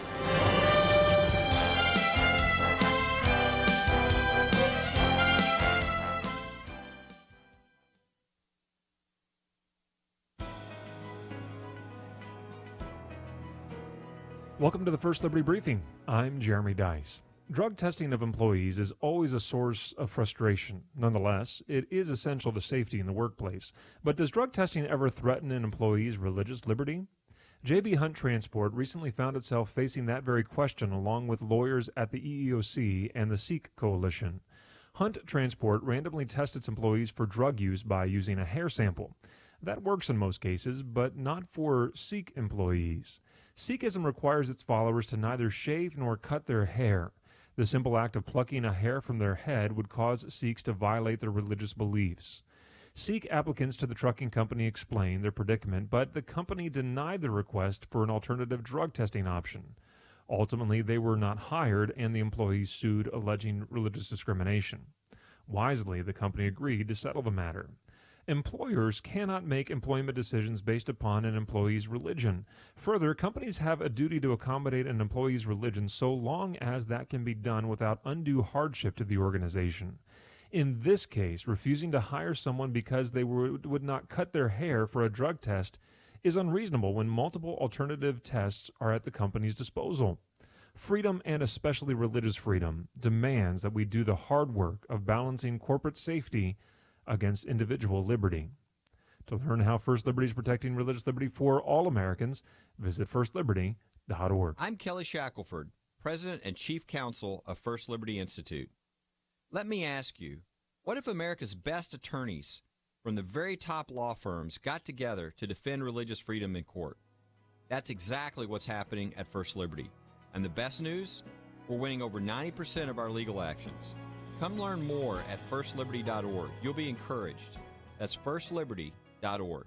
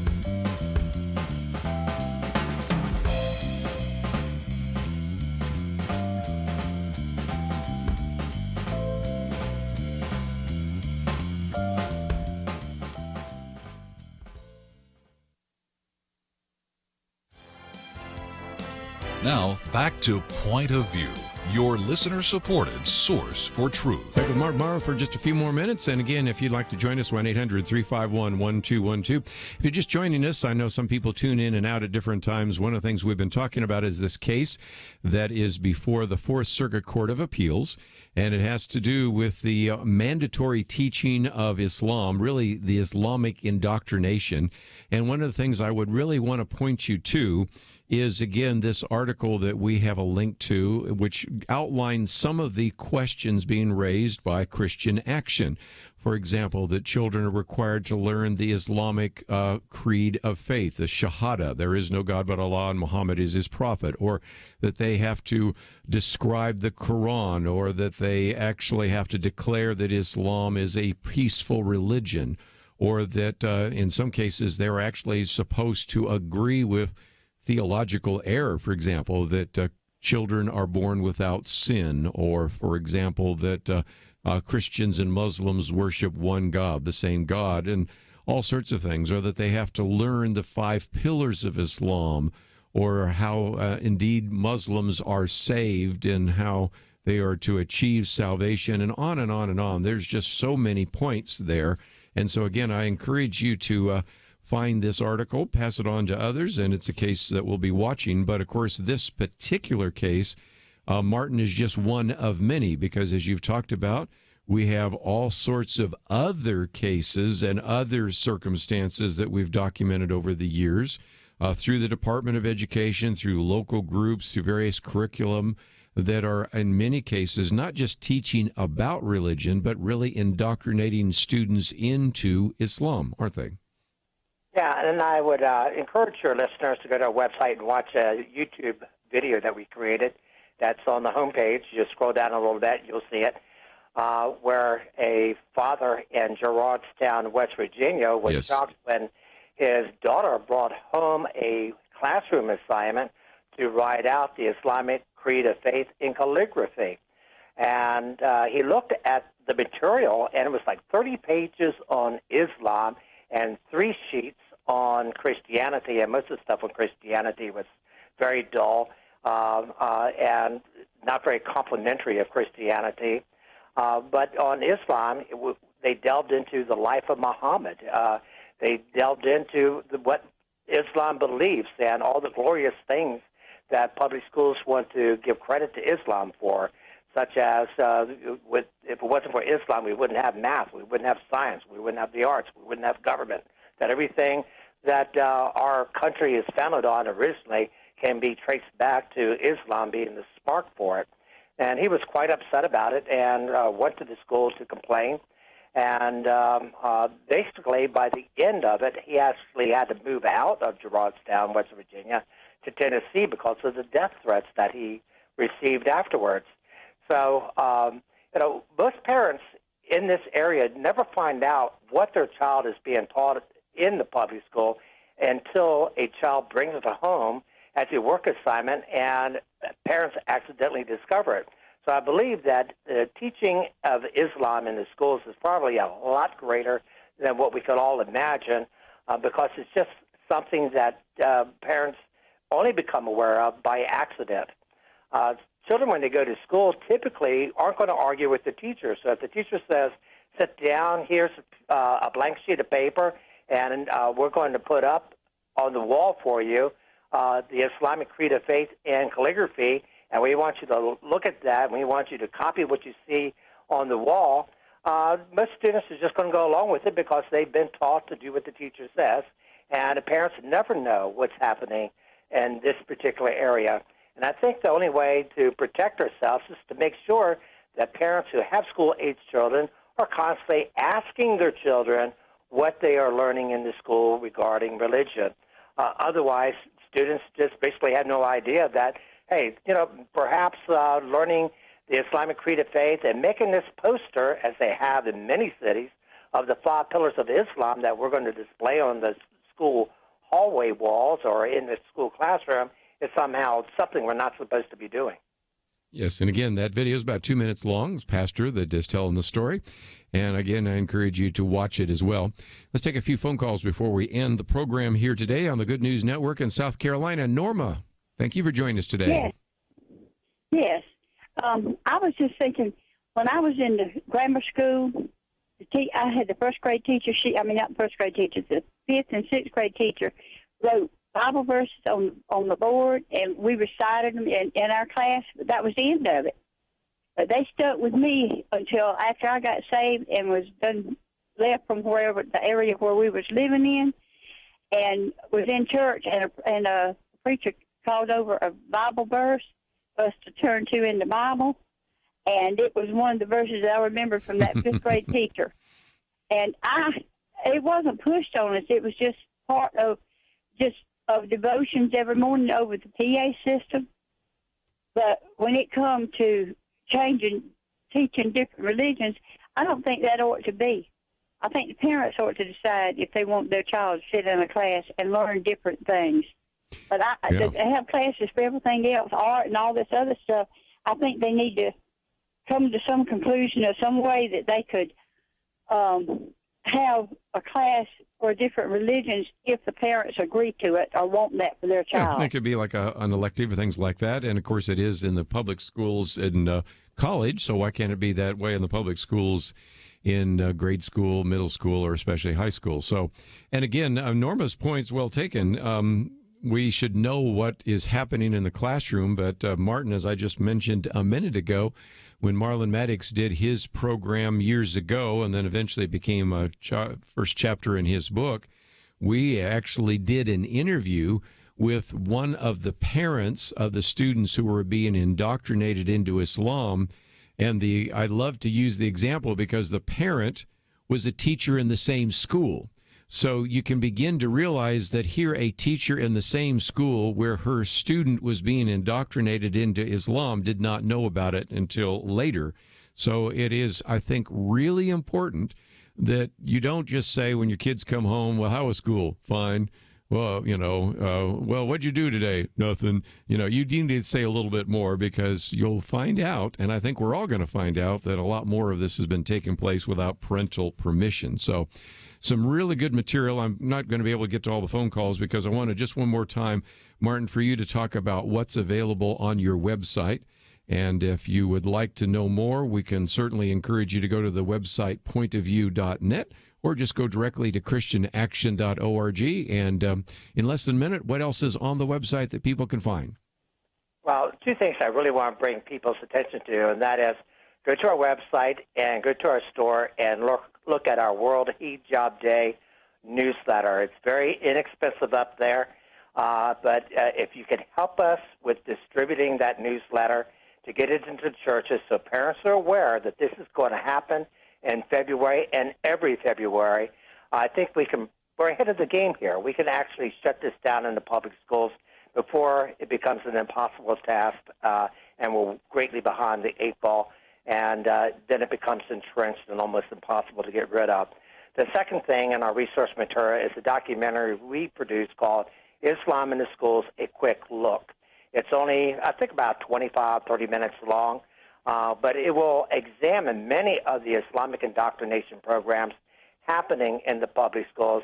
Not only is it a good resource for the listener, but it's something you could also pass to your son or daughter if they have children in the public schools, or pass off to your pastor and make available to other individuals that you think might and should be interested in Islamic indoctrination. Very good.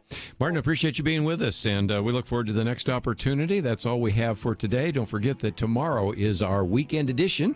Kelly Shackelford, Keisha Russell will be with us.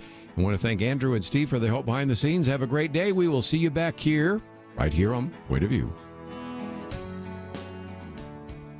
Here's some great news. If you missed the deadline to sign up for health insurance, or more importantly, if you sign up for a plan that you're just not happy with, you still have a choice. It's called MediShare, and MediShare is a Christian healthcare sharing program. It's been around for 25 years. They have more than 400,000 members now around the country. And get this, over the years, MediShare members have shared more than $2 billion of each other's medical bills, so they could help share your needs too. And best of all, you could save a lot of money with MediShare. The typical savings for a family is around $500 a month. Your savings could be more or less, but think about what you could do with that extra money every month. So if you think you're stuck with a high-cost health plan that doesn't have much to offer, think again. You can join MediShare anytime, so call them today and check it out. There's no pressure. They're super easy to talk to. 855-90-BIBLE. That's 855-90-BIBLE. 855-90-BIBLE. It takes a team to win. Be part of Point of View's Truth Team and bring truth and healing to America. Go to pointofview.net/team, pointofview.net/team, and 800-347-5151. Point of View is produced by Point of View Ministries.